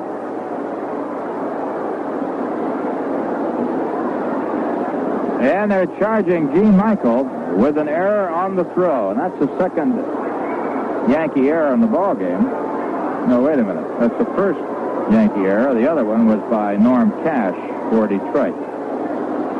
So Michael is charged with an error. Stanley on at first base. And here's Al Kaline, who's 1 for 2. Single to left in the first. Yankees still looking for the first base hit. Detroit with 6. Kaline standing in there. Waiting. Monbouquette delivers. There's a dribbler foul to the right side. Gibbs out and after the ball, fires it back to Bill. It's one strike on Al Kaline. Kaline, Freehan, and Cash. Third, fourth, and fifth hitters for Detroit coming on now.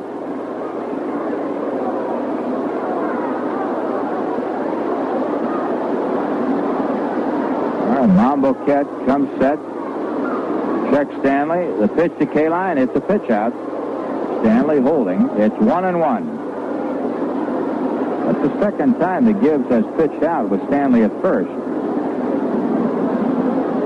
Sometimes the manager will send a man right after a pitch out, and he doesn't figure the catcher will go for it twice in a row. Let's see what happens here. Stanley moving off first. Kaline waiting. 1-1 the count. One down. 1-0. Detroit leads. There goes Stanley. The ball is swung on a foul back. 1 ball, 2 strikes. So manager Mayo Smith running the pattern true to form. Center's runner. Kaline had a good cut of the fastball and just got a piece of it as it was fouled back. So it's 1 ball and 2 strikes now. Al Kaline, one of 4 Detroit ball players to play over 2,000 ball games. Cobb, Gehringer, and Crawford ahead of him. Kaline, with 305 lifetime homers, is only 1 behind the all-time home run slugger for Detroit, Hank Greenberg. Here's the 1-2 pitch. Fouled off, upper deck by Kaline. And the count remains 1 ball and 2 strikes. You must remember, though, that Hank Greenberg, who in 1 year hit 58 home runs, spent 4 years in the service and missed a lot of home run potential. Hank, who now makes his home here in New York. Hall of Famer, one of the great guys. Kaline is waiting. 1 ball, 2 strikes, 1 out. Stanley moving off first again. The pitch to Al is another pitch out. Then Gibbs looking for Stanley to run once again. So let's see just what happens this time. 2 balls, 2 strikes. A different pattern now. It's a 2-strike count to Kaline. Stanley at first base. If he goes and Kaline doesn't like the pitch and takes it for a ball, Stanley will have to get a good jump to steal a base. Let's see. He looked like he was going, but Monbouquette threw over to first base, and Stanley has moved back. Mickey Stanley at first, safe on the error by Gene Michael. 2-2 on Kaline. Stanley moving off first again. There he goes. Here's the pitch on the ground. Michael is breaking towards second, comes in, flips the Mantle in time to get Kaline. And Kaline went over first base, and it looked as though his leg gave way momentarily. And he seems to be gimping just a little bit coming back. He hit that bag rather hard, and as he did, he sort of went down, it appeared, but held on. And as he ran back, seemed to gimp just a little bit, but we'll have to wait and see if he's okay. Down to second base is Stanley. That was a fine play, incidentally, by Gene Michael. He was breaking on the cover and then had to come back to get the slow grounder. All right, Bill Freehan, who doubled and popped to second, steps in. Detroit leading 1-0, fifth inning. Monbouquette to Freehan. In the dirt. Gibbs blocks it nicely and holds Stanley at second. Well, there's a sign on the board. Yankees welcome Pearl Bailey. And what a job she's doing, and hello, Dolly. Well, that's one of the great quickie songs of all time, I guess. You hear it once and you go away humming it.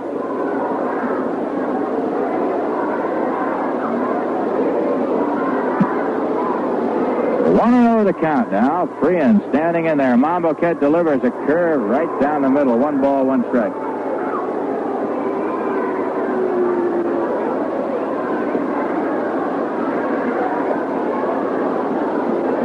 One ball, 1 strike, 2 outs.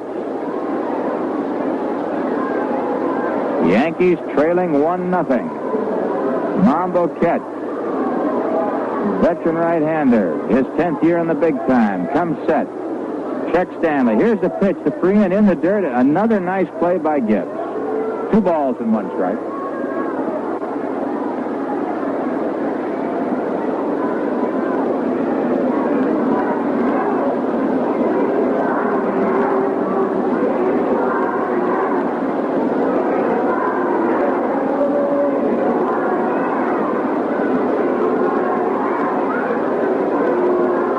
Okay, we're all set to go here. Monbouquette taking his time out there. Comes set once again. Freehan waiting. Here's the 2-1 pitch. Hit hard and deep to left. Foul. Ooh, baby, was that ball plastered.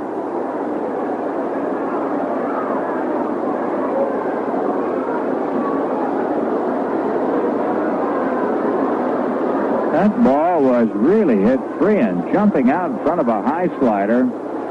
Hooked it hard and foul.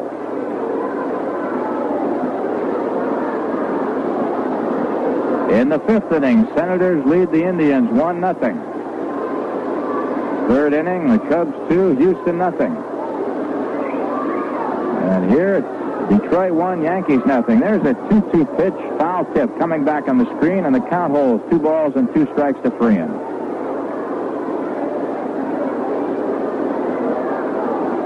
Norm Cash waiting on deck. Monbouquette has thrown a lot of pitches out there.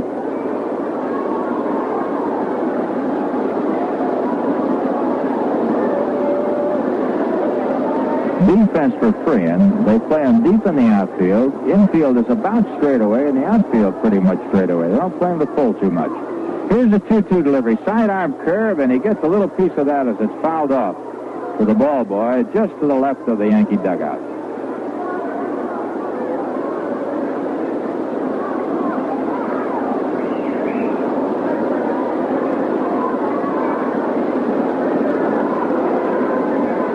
Freehan, the only catcher since Mickey Cochran, who caught for Detroit, to bat 300.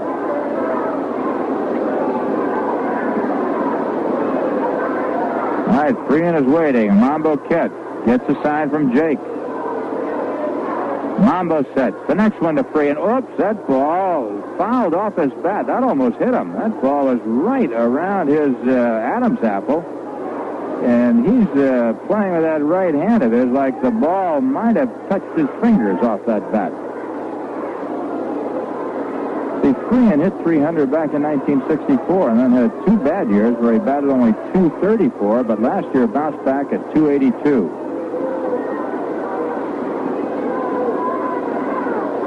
So Freehan almost got nailed with a fastball around the Adam's apple by Monbouquette, is digging in once again. Stanley at second base, 2 outs, a 2-2 count. Mambo again, here it comes. It's on the corner, strike 3. He got him. Freehan took it all the way, and that's strikeout number 4 for Mambo. For Detroit, no runs, no hits, 1 Yankee error, 1 man left. And the score after 4.5, Detroit, 1 run on 6 hits. The Yankees, no runs on no hits. So we're all set to go here in the bottom of the 5th inning, and coming on to tell you all about it is the scooter, Phil Rizzuto. Philip? All right, thank you, Jerry. And we've got quite a ball game going on here. final pitching duel, 1-0. Yankees still looking for their first hit of the ball game. 4 innings without a base hit. Gene Michael bounced out in front of the plate his first time up. Joe Sparma delivers. The pitch is in there. Strike one call.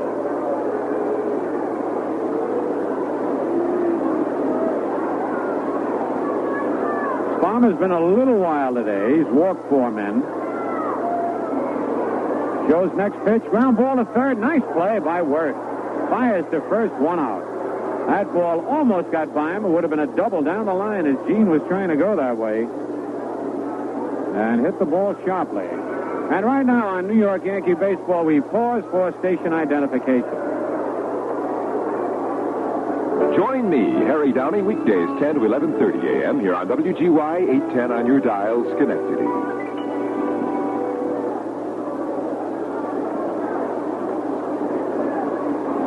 All right, Bill Monbouquette. Mombo fly to left field his first time at bat. He was up with runners at second and third and 2 out in the second inning.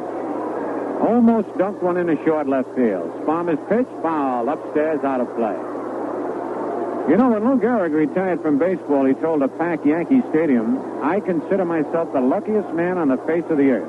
He was only 36 then. He was dying, and he knew it. And there's a great lesson to learn from Lou Gehrig. And there are great lessons to learn from other baseball immortals. You'll find a lot of their stories on the 40-page baseball special in the May Reader's Digest. It's presented by Uniroyal, the people who make the rain tire especially for wet roads. There's a fly ball to left field, hit well, but right at Northrup, it's 2 out. And it brings up Horace Clark. Horace has bounced to short and hit back to the box.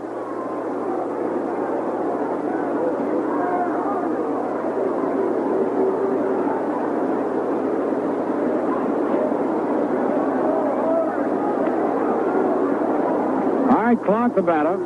2 out, nobody on. 1-0 Detroit lead.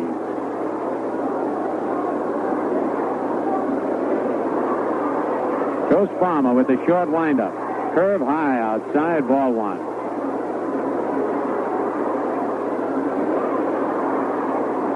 On deck, Jake Gibbs.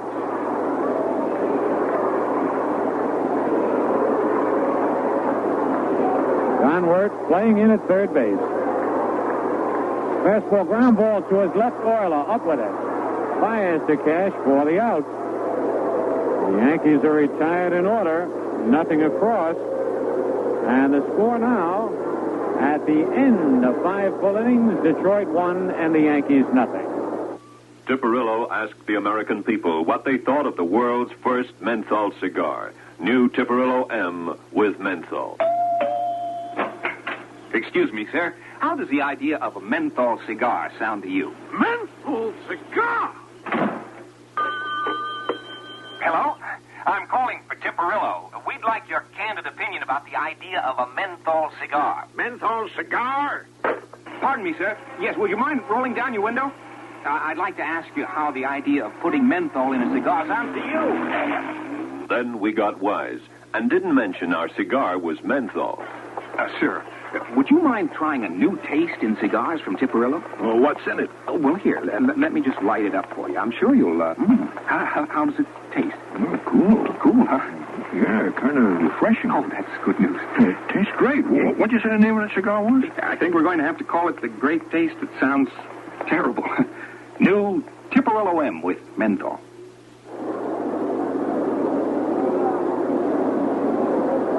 For Detroit, it'll be Norm Cash, Jim Northrup, and Don Wert to face Bill Monbouquette. Mombo has allowed 6 base hits. He has not walked anybody, struck out 4, and has allowed just 1 run, and that came in the 4th inning with 1 out, Northrup single to right. On the hit and run, Don Wert single to center, sending Northrup to third, and then Oyler hit a sacrifice fly to Bill Robinson in center field.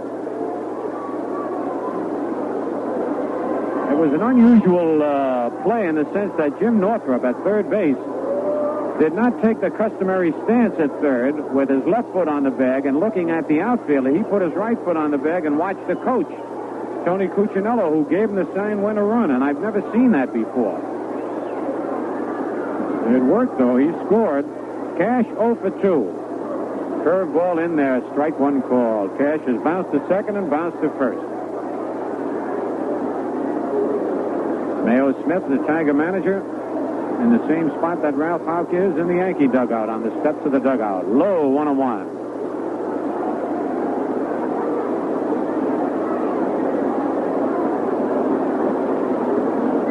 Beautiful day for this doubleheader. Good crowd on hand. The 1-1 pitch on the outside corner.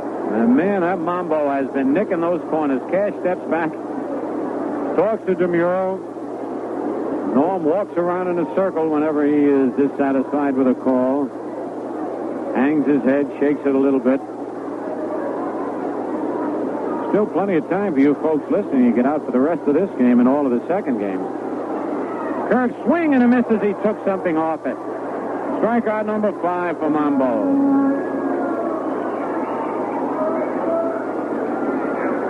And here is Jim Northrup. Bounced to first, single to right field. He has scored the game's only run.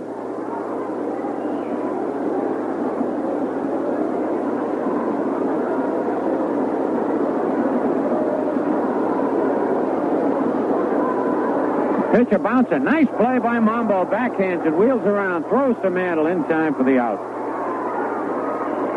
2 up, 2 down. And the batter now, John Wert, struck out and single to center field.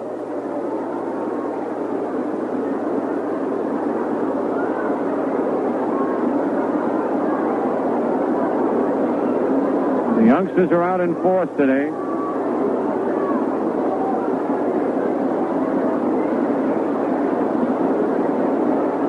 The pitch by Mambo, curve high, ball 1. They got the signs around the upper deck. All of them from Mickey Mantle. One is just a big number 7. And that tells the story in itself.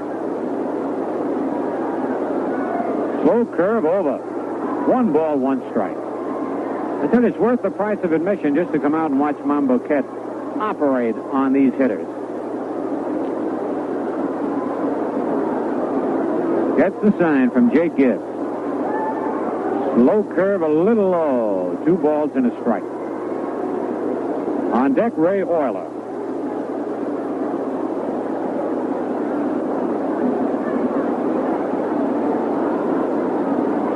Monbouquette takes no chances of getting called for going with his right fingers to his mouth. He takes the glove off, holds it in the right hand, and then mops his brow or his face with the left hand. The 2-1 pitch popped up to the right side, Mantle. And now Clark calls him off it. Clark is there, makes the catch in foul territory. And so the Tigers go down in order.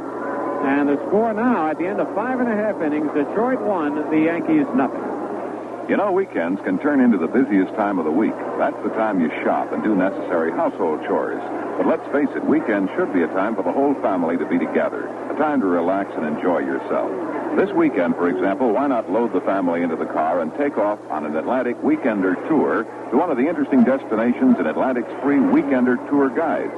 In case you're not familiar with the tour guides, let me tell you about them. They're more than just trips. These one-day and weekend planned tours to nearby exciting and unusual locations not only tell you how to get there, but they point out what to see on the way and what to do once you arrive. These Weekender tour guides are free, of course. Just stop in at any Atlantic station and ask for one. And while you're there, fill up with Atlantic Imperial, the gasoline that cleans the throttle plate area of your carburetor as you drive and keeps it clean. You'll find the going's great when you travel the Imperial Road with Atlantic Imperial, the clean carburetor gasoline.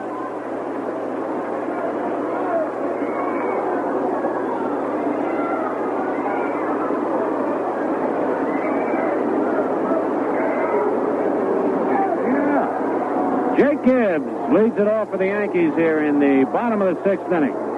Gibbs has popped the third and bounced to the shortstop. An airplane flew out on the field, and Bill Freehan is picking it up, putting it in his pocket.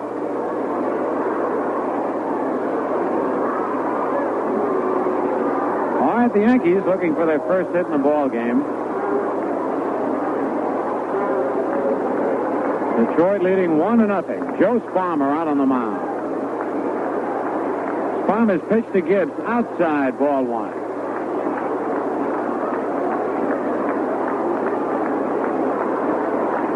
On deck, Mickey Mantle. There's the windup. Pitch right in there, strike called. 1-1.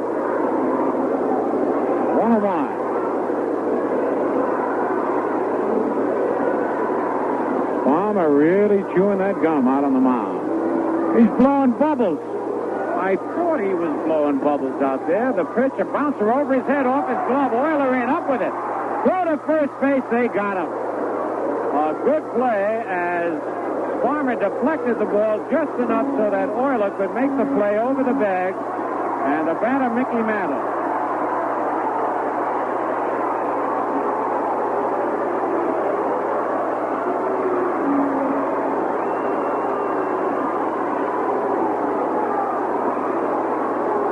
So Joe Sparma, who right now has a no-hitter going for 5 1/3 innings, is so relaxed out on the mound, he's blowing bubbles. The pitch to Mickey Mantle, outside, ball one. Mickey has walked and reached on an error. It was a ball that could have been given a base hit as Cash had to go to his right on a hard hit ground ball. He knocked it down, but couldn't hold on to it. Another bounces slowly to first base, and Cash picks it up and steps on the bag for the unassisted put out. Mickey went down that line in a hurry. 2 outs. And the batter, Roy White, who has bounced hard to second base both times he's been up there.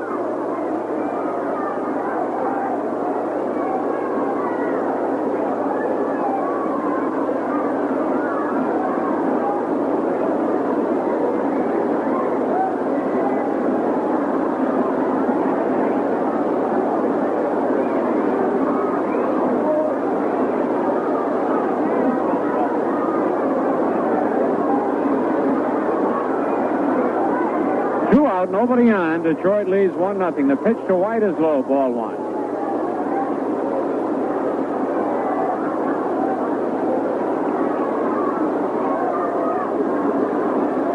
Thought we had a Frenchman in our booth for a minute there, but it's Ernie Harwell with his little French hat on.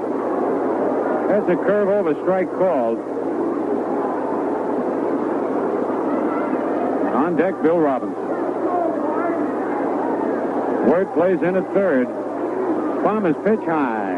2 balls and a strike.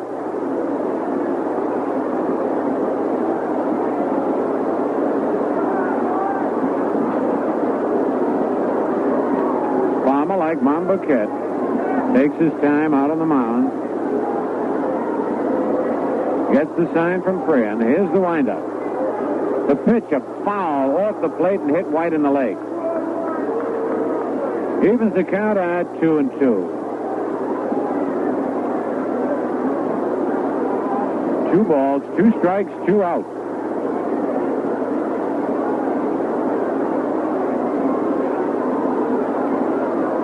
All right, Joe Sparma getting ready out on the mound. His pitch is hit down the left field line, but curving foul. Ball just missed hitting the foul ball. That ball went pretty far. And it's 2 balls, 2 strikes. Well, Dale Long, our old buddy, and would have been the first left-hand catcher in baseball if they'd let him. How you doing, Dale? Thanks, Bill. Great. Good. Now, isn't that true that you were trying out with the Pirates, was it, catching left-handed? In 1951, Mr. Rickey tried to make a left-handed catcher out of me. Well, there's no rule against it, is there? No, not actually. I think it's just a matter of complicating and custom. All right, here's the 2-2 pitch to White. Line drive right at Don Wert for the out. So, it's 3 up, 3 down, and the score now at the end of 6 full innings. The Tigers 1 and the Yankees nothing. Well, as we told you, we're talking with Dale Long here, and Dale, you left baseball, you started to make umpiring a career, and what happened? It's not that easy a transition, Phil. I don't know. I just, like last year, I was in the International League, and Jim Boughton come down to pitch. Well, Jim was a teammate of mine. Well, you know who's going to get the break from me. And I was no kid going into it, and I just didn't care for it that much.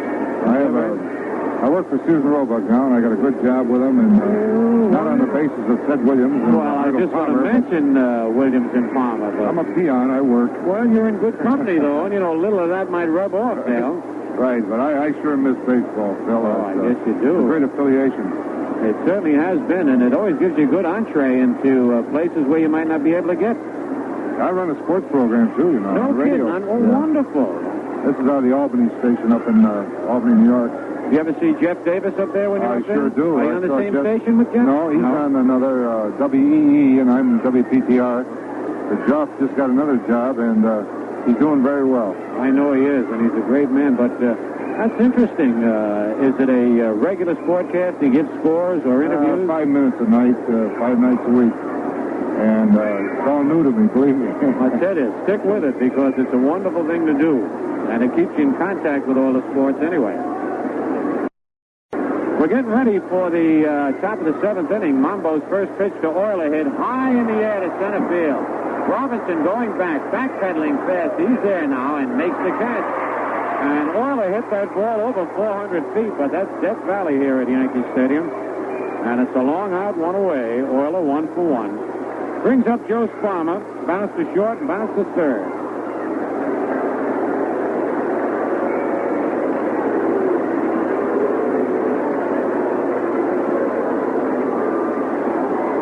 He put the gum on his.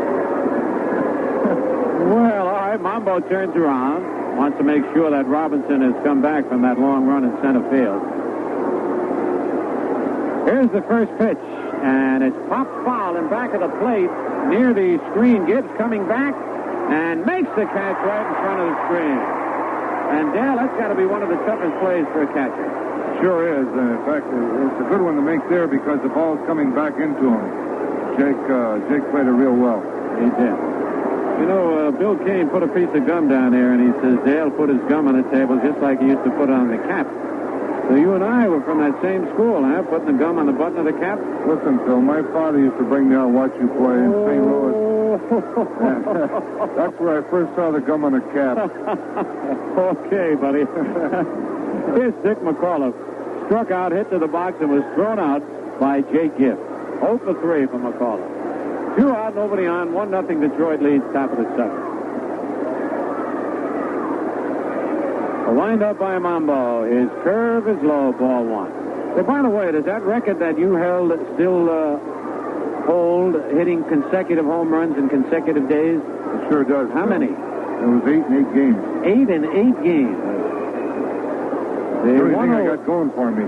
They break that, then I'm gone. Well, listen, that's quite a record. That's pretty tough to break. Well, I was very, very fortunate. No. When you get on a hot streak, though, I guess you don't care who's pitching or where the ball is. That's true. Very true. All right, 2 balls, no strikes on McAuliffe. We're talking with Dale Long. The 2-0 delivery. He runs up the bunt, takes it, and, man, Gibbs and Mambo didn't like that call. I was talking to Ralph House, Phil, about this ballpark. Isn't it beautiful? Oh, it is. Man, they've really fixed it up. You come in here. It is. Even before they repainted it and refurbished it. But it still gives everybody a big thrill. And those rookies, when they first come in, they almost faint. The 3-0 pitch right down the middle. Strike call, 3-1.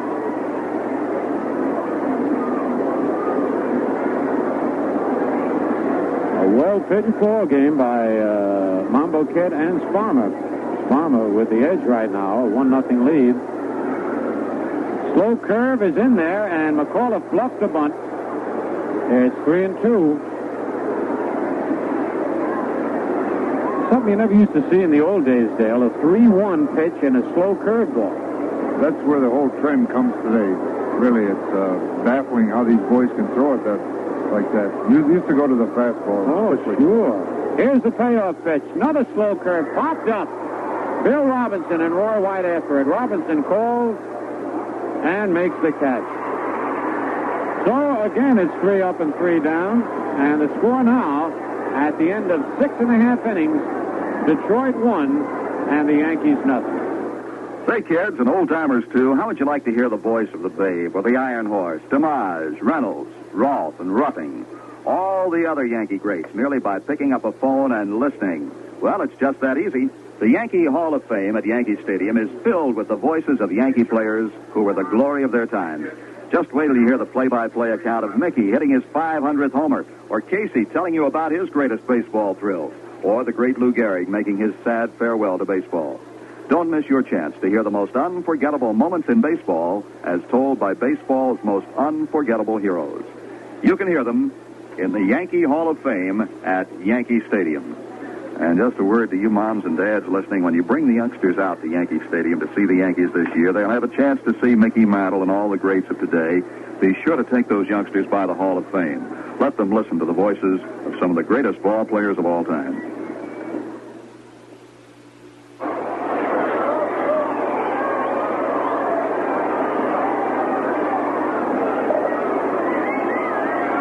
Well, we get ready for the bottom of the seventh inning. It'll be Bill Robinson, Steve Whitaker, and Bobby Cox to face Joe Sparma. Robinson walked and bounced to the shortstop. You can hear the youngsters yelling here, and there are lots of them here today. Cap day today at Yankee Stadium. They're all waving their Yankee caps. The pitch to Robinson almost hit him. Man, he had to jump back in a hurry. Ball one. Well, we told you Sparma likes to use that brushback pitch, but at least he keeps it from the shoulders on down. Here's the 1-0 delivery. Hits a short left field, and that ball's going to drop in for the first hit for the Yankees. Robinson trying for two, and he's out at second base, and he's arguing down there. A close play at second base, and what a throw by Jim Northrup. The tag by McAuliffe. It had to be a perfect throw.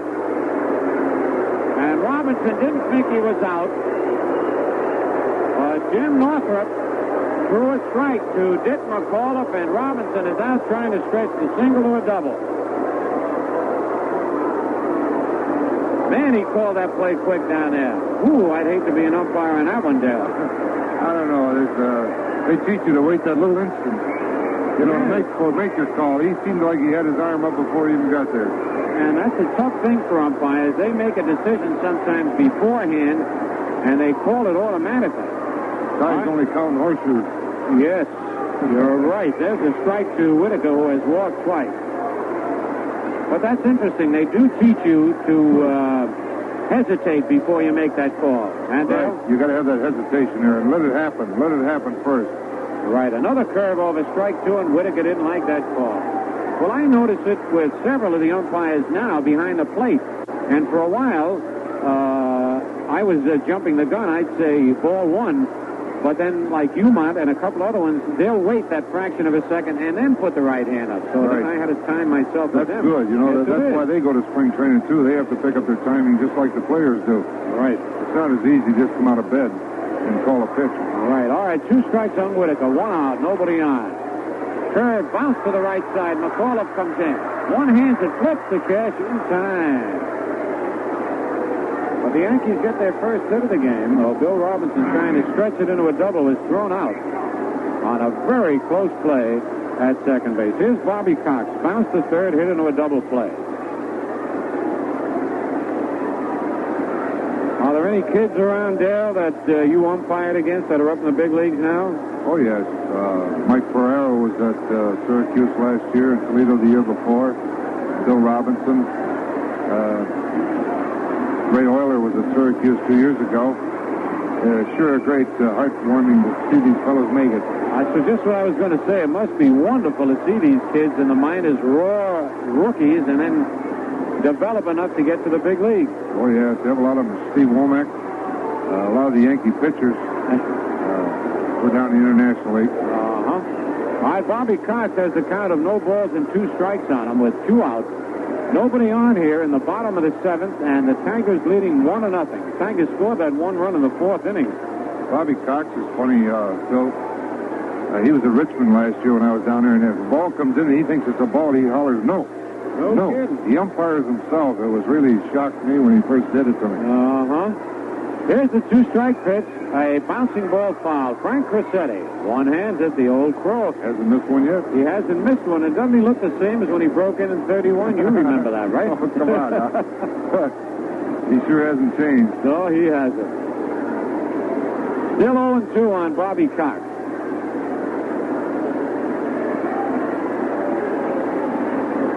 Being an umpire, though, I imagine you don't like the ball players arguing too much on pitches. I mean, the fans start getting on you then, don't they?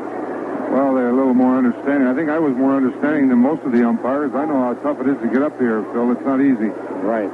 The pitch, a curve, and he sits down. It's high and inside, 1 ball, 2 strikes. You don't mind a legitimate gripe, but a fellow that's trying to find it out, he's not going to make a goat out of you, and this is the guys you look out for.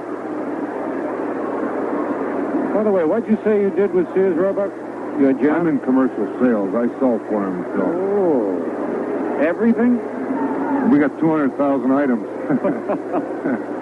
All right, here's the 1-2 delivery. Low, ball 2, 2-2. On deck, Gene Michael.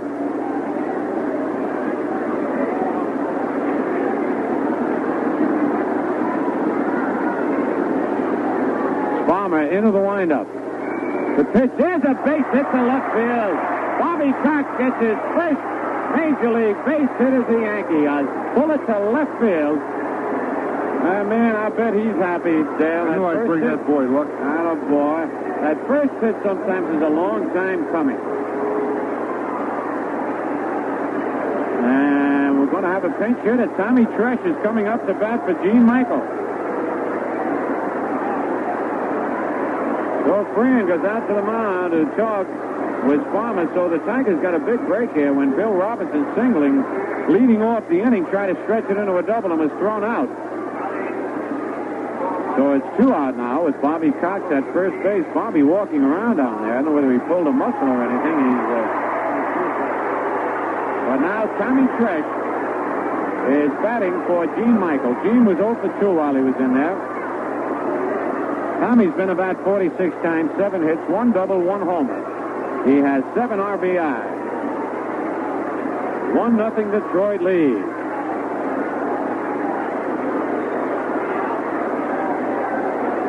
Tresh steps in, pounding the bat on the plate.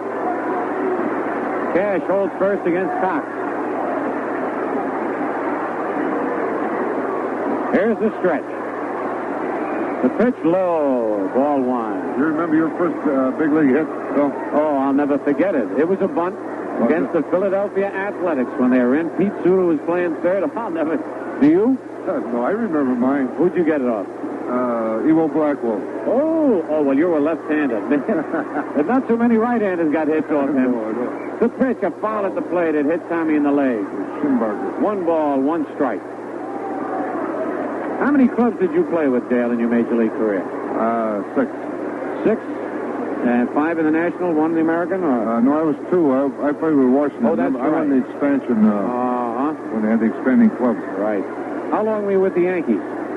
I was here twice, 3 years. Did a great job pinch hitting. I remember that. All right, Cox leads away at first base. The stretch, the pitch outside. 2 balls and a strike.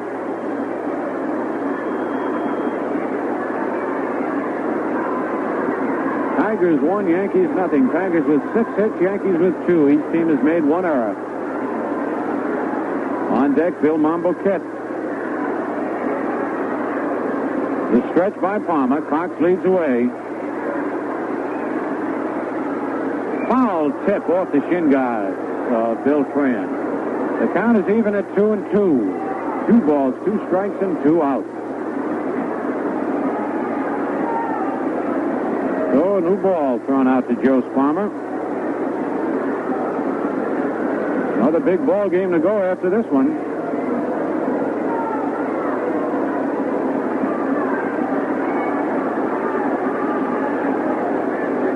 Joe Sparma still nonchalantly blowing bubbles out on the mound. Leans in to get the sign. Now he's ready. His pitch inside, and Tommy almost stepped into that fast one. It's 3 balls, 2 strikes. Cox will be off with the pitch, which gives the Yankees a little edge right here.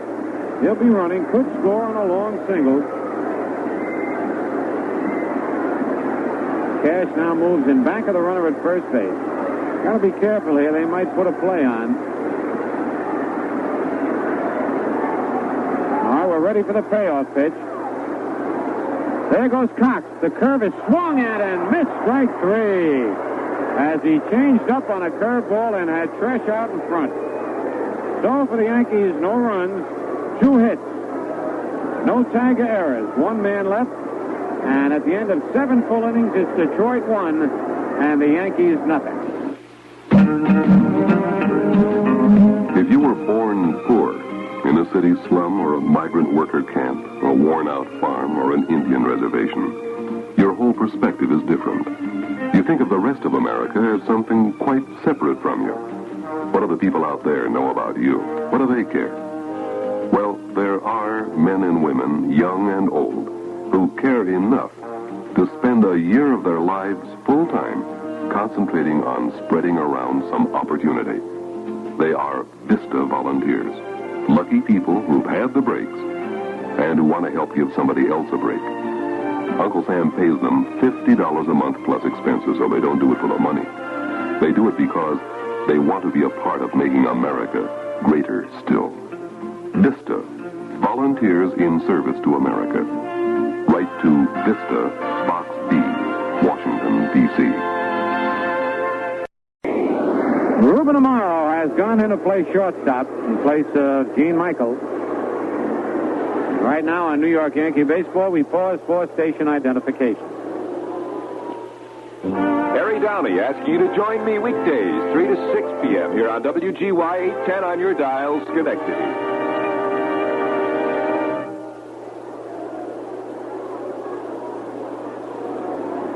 All right, Mickey Stanley has struck out single to center and reached on an error.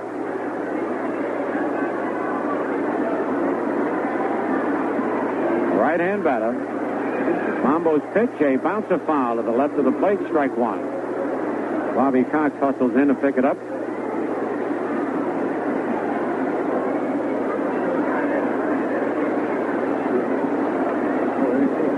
Outfield straight away on Stanley. On deck, Al Kaline. Pitch by Mambo, sidearm curve foul down the left field line, going back into the stands and out of play. 0-2. Well, as we told you, we've been chatting here with Dale Long a little bit. Dale, you looking as good a shape as you did when you were playing. What are you doing? Well, I got a few gray hairs, Phil. No, I don't mean I got them too. I mean your body looks pretty good. Well, I play a little golf. I joined the crowd. No kid, left-handed? Oh, yeah. I'm a hacker. The pitch is just outside. 1 ball, 2 strikes. You ever run into Ted Williams in your travels? Yes, Ted comes around once in a while. I've talked to him a couple times. He's put on a few tons. Yes, I know that. He's a little roly-poly right now. I've been very active up in, I now live up in Albany, New York, Saratoga County. And I fool around a little bit of basketball and baseball now. It's in season. It's a nice part of the country. My daughter went to school there for a while at Skidmore up in that area. Yeah? It's a good thing you don't know, because my son goes to Union. And they have a shuttle between Union College and Skidmore. Check swing ground ball to Mantle at first. Mickey's up with it. He'll step on the bag. And it's 1 away. By the way, have you seen Mickey at first base at all other than this game? No. He looks better and better over there. Well, I got a letter from him last year, and he said I had it so fouled up nobody could play it. But he said he finally smoothed it out. Now it's all right again. But he has surprised so many people with his play at first base. Well, it's the most vulnerable spot. It can be played by most anybody, and Mickey's very adept to baseball. I think he could do anything if he put his heart to it. Oh, yes, anything. Al Kaline, a single fly to center, bounces short. Takes the pitch a little high, ball 1.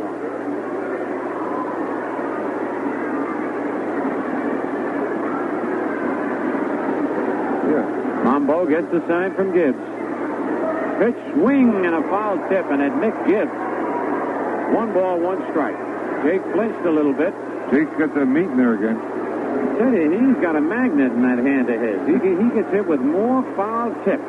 So shaking hands with him is like shaking hands with a bag full of walnuts. Most catchers are like that, don't you agree? I mean, with the broken Best one I've fingers. seen is Jim Hegan. Oh, he was great. As a slow ground ball to third, it kicks foul. They would not have gotten K-line on that one. Cox was playing deep. It's 1 ball, 2 strikes. That's right. Jim was one of the most graceful catchers. He reminded me a lot of Bill Dickey behind the plate. Played like a shortstop, really. Yeah. There was none of this bulwark of blocking the ball, but you remember he caught 4 20-game winners and Lemon and Garcia. I remember. We had to face them. One right after the other. You never had a breather with those guys. He was a picture catcher. Yes, he was. All right, it's 1 ball, 2 strikes on K-line, 1 out. There's nobody on. Detroit leads 1-0 in the top of the 8th. Pitch by Monbo, foul back off the screen.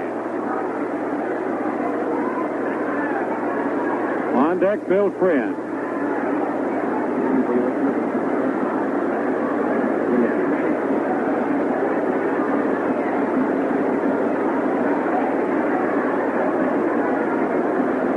Now the windup.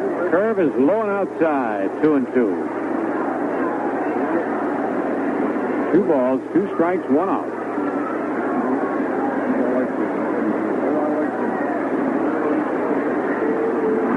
Monbo ready again. His slow curve hit on the ground hard. Cox, nice play. The long throw. In time to get K-line.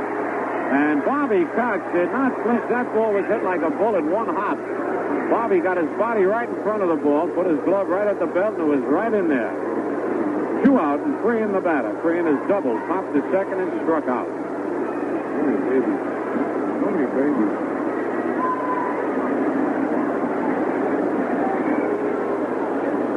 Big right-hand hitting catcher.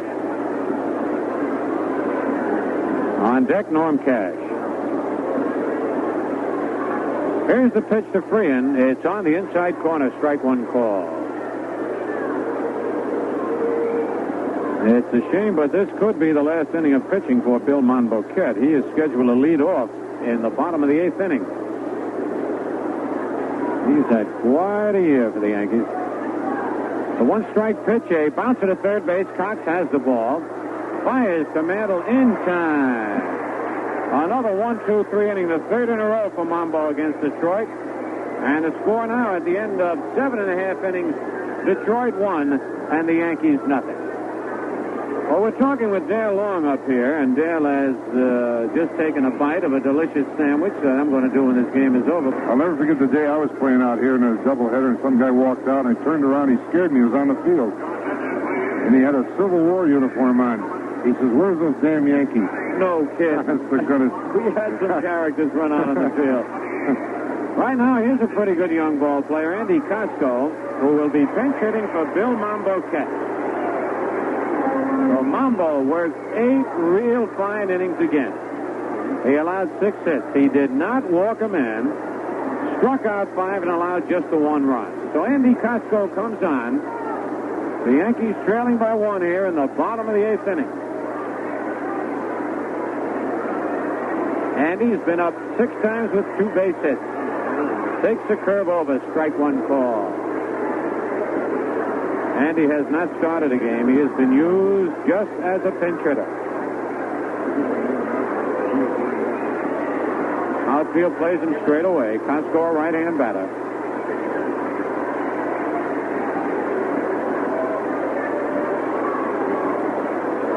The 1-strike pitch, a curve low. He checked his swing in time. 1 ball, 1 strike.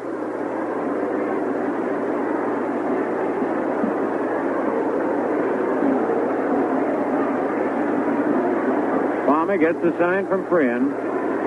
Rocks back. Fastball, base hit to center field. Kosco hit a bullet right up the middle.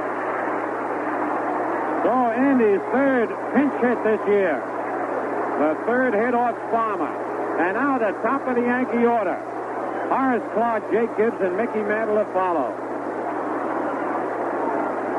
Ralph Houck has said so often one reason the Yankees are playing so much better ball is because of the bench he has right now. It's the best bench he's had since 1964. That was the year that Yogi Berra managed the Yankees to a pennant, their last one.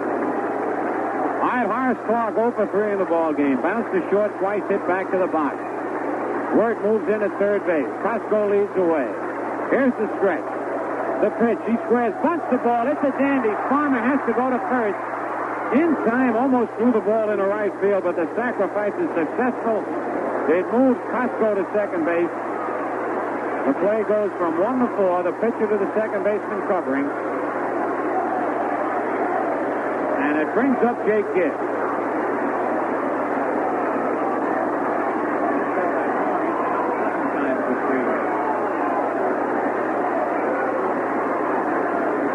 All right, Jake Gibbs the batter. Jake has popped to third, bounced to short, and then was robbed of a base hit on a fine play by Ray Oyler. Andy Kosco, the potential tying run at second base, and on deck, Mickey Mantle. The crowd is building up for when Mantle comes to the plate.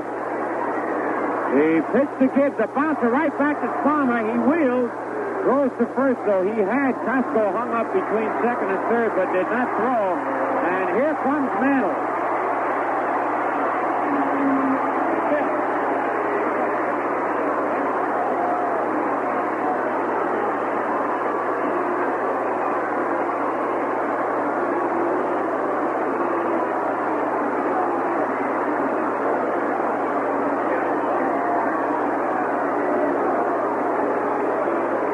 Mickey Mantle, who has walked, reached on an error, and bounced to first. Kosco at second with 2 out. We're in the bottom of the 8th. Detroit leading 1-0. Here's the stretch by Sparma. His pitch.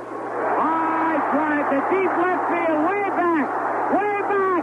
That ball is in the bleachers for a home run. Wait a minute. It bounced into the bleachers. The ball bounced into the bleachers in deep left field, and the ball game is tied up 1 apiece. Holy cow, did he hit that one to the opposite field.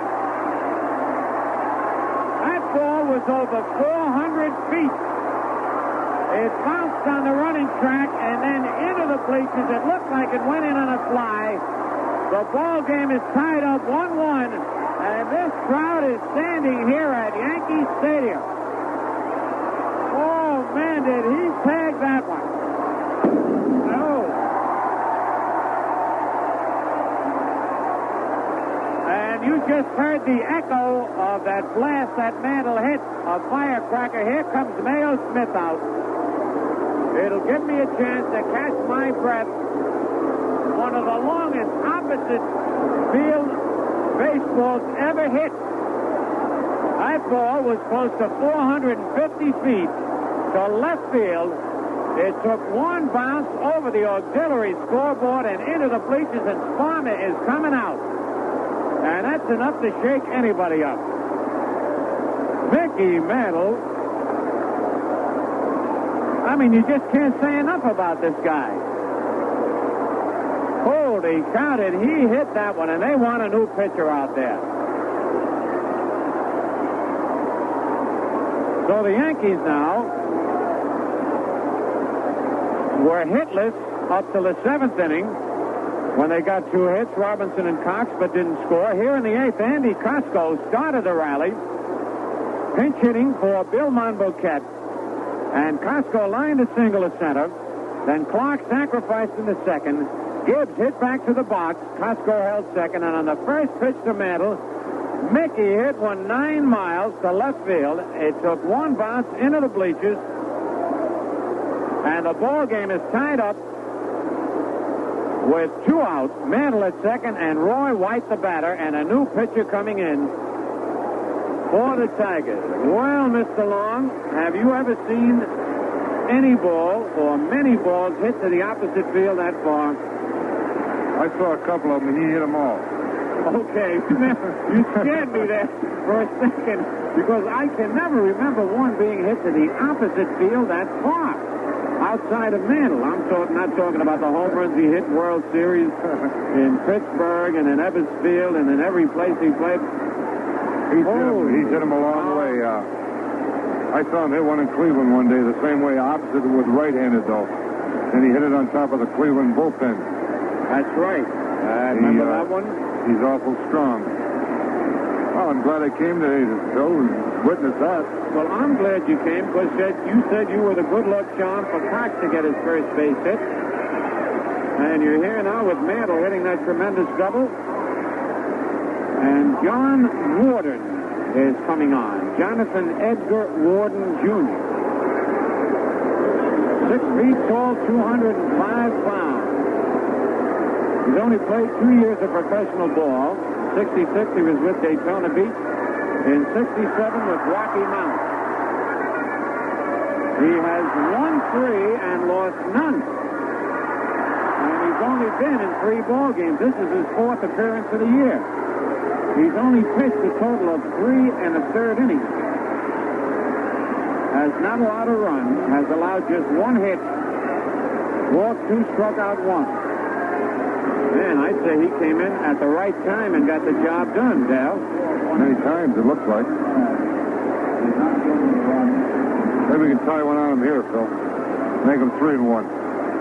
Would you do a little talk and tell some stories or sell some Sears merchandise while I get my breath back? I yelled so loud on that ball Mantle hit. First, I thought it was in the seat. That I got dizzy. I have low blood pressure, and I yelled too loud and jumped up too quick. Well, go ahead. You can't jump very high because you're not too big,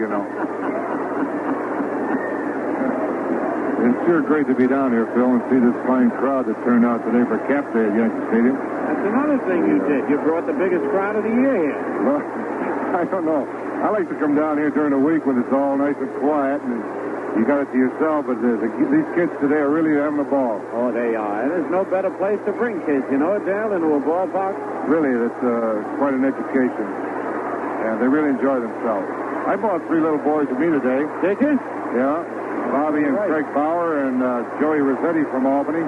Sure. And they're sitting down here in the box seats. I can't get them to come with me because they're enjoying the game too much.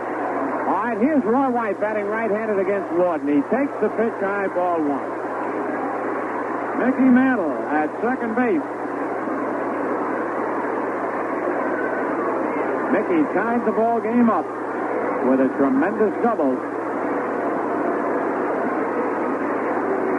Roy White is 0 for 3 in the ball game.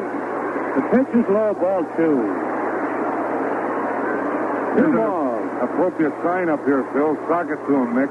Yes, he did. Well, all those signs out there, there's one up there that he just narrowly missed. He said, get your 522nd homer today. And he came as close as you could without making it a homer. Any other ballpark, a home run. The 2-0 pitch to White. A base hit to left field.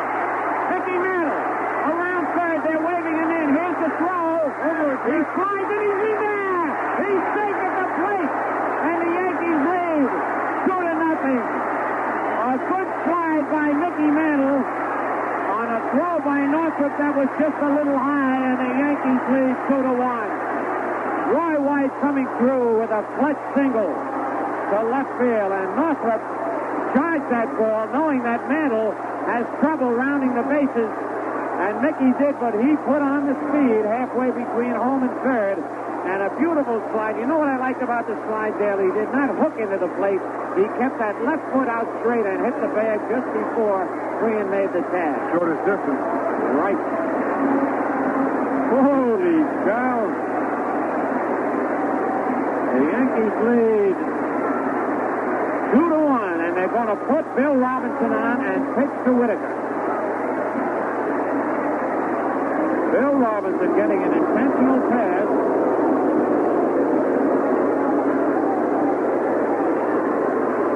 With Roy White, who went to second base on the throw to the plate. So White, leading the major leagues in hitting before today's game, gets his first hit. He's 1 for 4.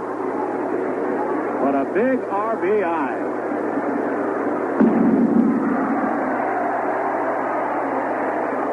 I wish they wouldn't shoot those firecrackers off. Not just because it makes me jump, but it's dangerous. They're throwing him down on the field.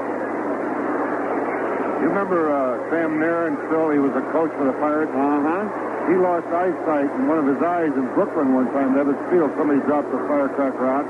No and it kidding. exploded just about parallel with his head. It's not really right. Everybody likes a nice noise and a good time, but there's a time and place for it. You're right, Dal. Somebody else. It's not right. Right. All right, Steve Whitaker has walked twice, bounced to second base.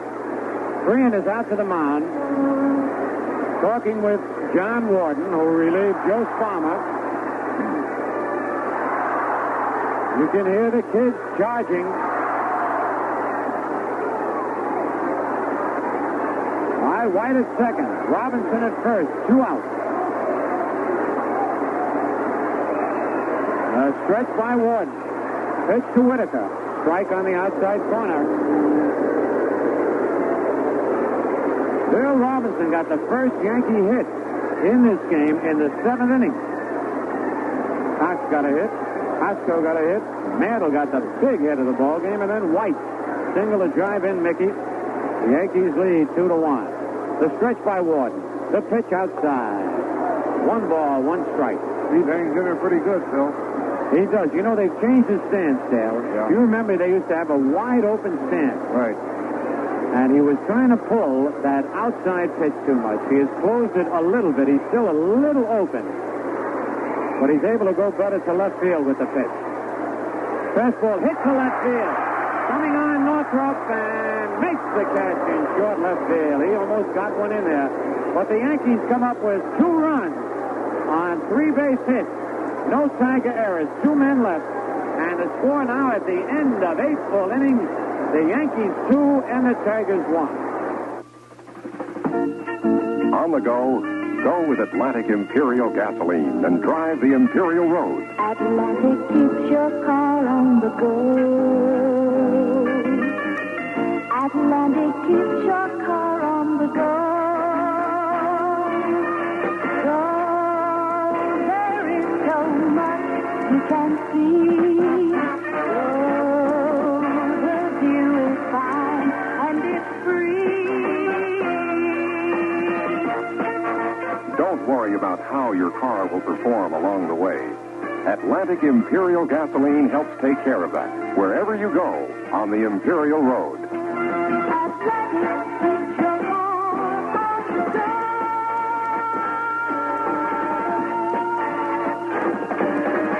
You're always on the Imperial Road with Atlantic Imperial gasoline.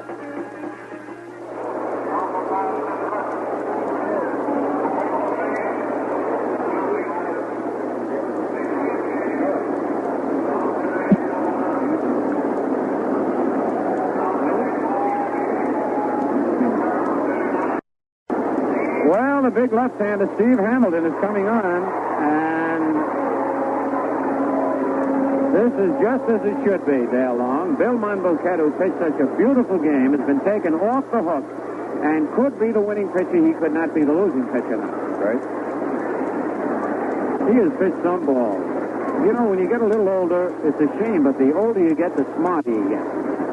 Pretty soon the body can't call on the, you're calling the body to do something, it won't do it. That's right, if you're too old. But Mambo, who when he first broke in, was just a thrower in my estimation. That's right. And boy, he has changed. He has made a science of pitching now. Kind of guy you'd probably like to catch. That's right. So Steve Hamilton will be trying to nail this one down for Bill Monbouquette and the Yankees. He'll be facing Norm Cash, Jim Northrup, and Don Wert. 2 left-hand hitters, and then a right-hand batter. Cash is 0 for 3. All right, here's Hamilton's first pitch to Cash. A curve, low ball 1.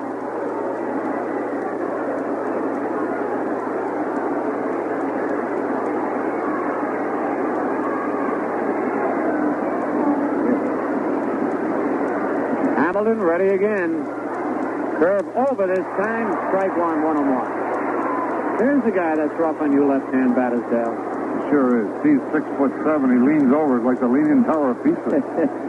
You heard that pizza now. Oh, I heard it. I heard it. I'm going to have one between games. Here's the 1-1 delivery. Another curve in there. 1 ball, 2 strikes. Hamilton is making his third appearance of the year. He's only pitched 3 innings. He has not allowed a base hit. He's walked 1 man. The 1-2 delivery. Just missed the outside corner and a little low. 2-2. That's what they call a slider on the half shell. Slider on the half shell. Well, that's why he's rough. He can throw the curve with the same motion and then the slider, and one doesn't break as much as the other. Here's his 2-2 pitch. Fly ball is short right field. White coming in and makes the catch. He hit that ball right off the end of the bat, didn't he? He's finding the chalk right over his head. Yes, that's right. And that was the beauty of Hamilton's sidearm curveball. About another inch inside, and that ball could have been in the seat. All right, here's Northrup. He bounced it first, single to right, and hit back to the box. Another left-hand batter.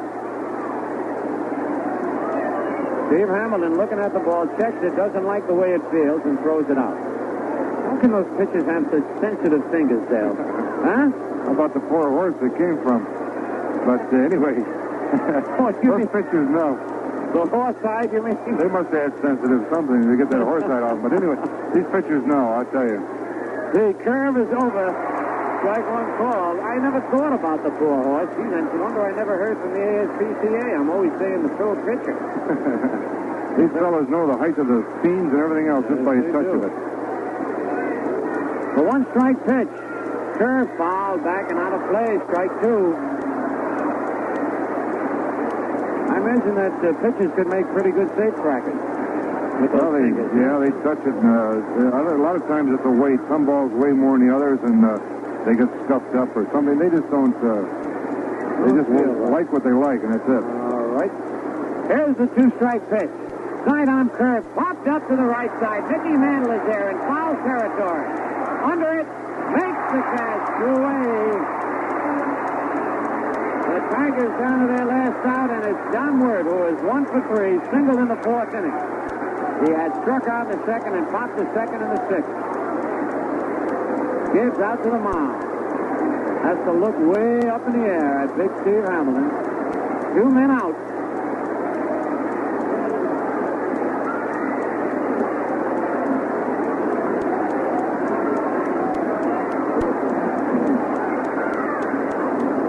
Out, nobody on. Yankees leading 2-1. Hamilton turns around, looks at the defense. Wert, a right-hand batter. Whitaker in left, Robinson in center. White in right. Here's the pitch to Oyler, rather to Wert. It's a strike on the inside corner, and Wert didn't like that call. Hands on his hips, shaking his head. Now he steps back into the batter's box. Well, I like it, Phil. Oh, yeah. Nothing you can do about it. Yep. The pitch is outside, 1-1.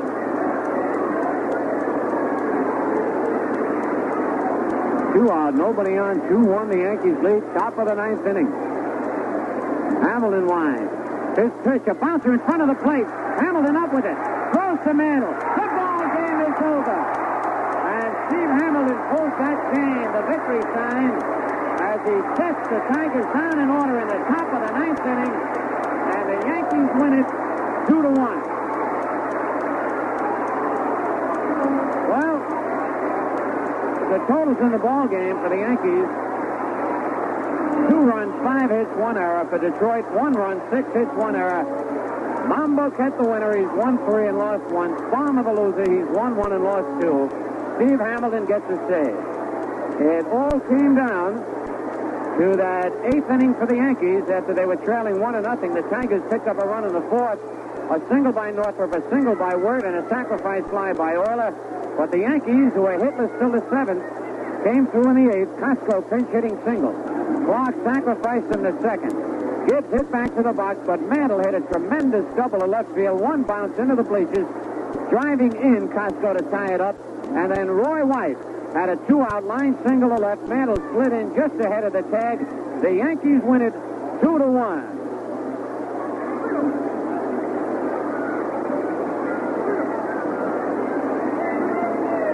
Once again, the totals in the ball game for the Yankees: 2 runs, 5 hits, 1 error. For Detroit, 1 run, 6 hits, and 1 error. Now stay with us for that second game coming up shortly.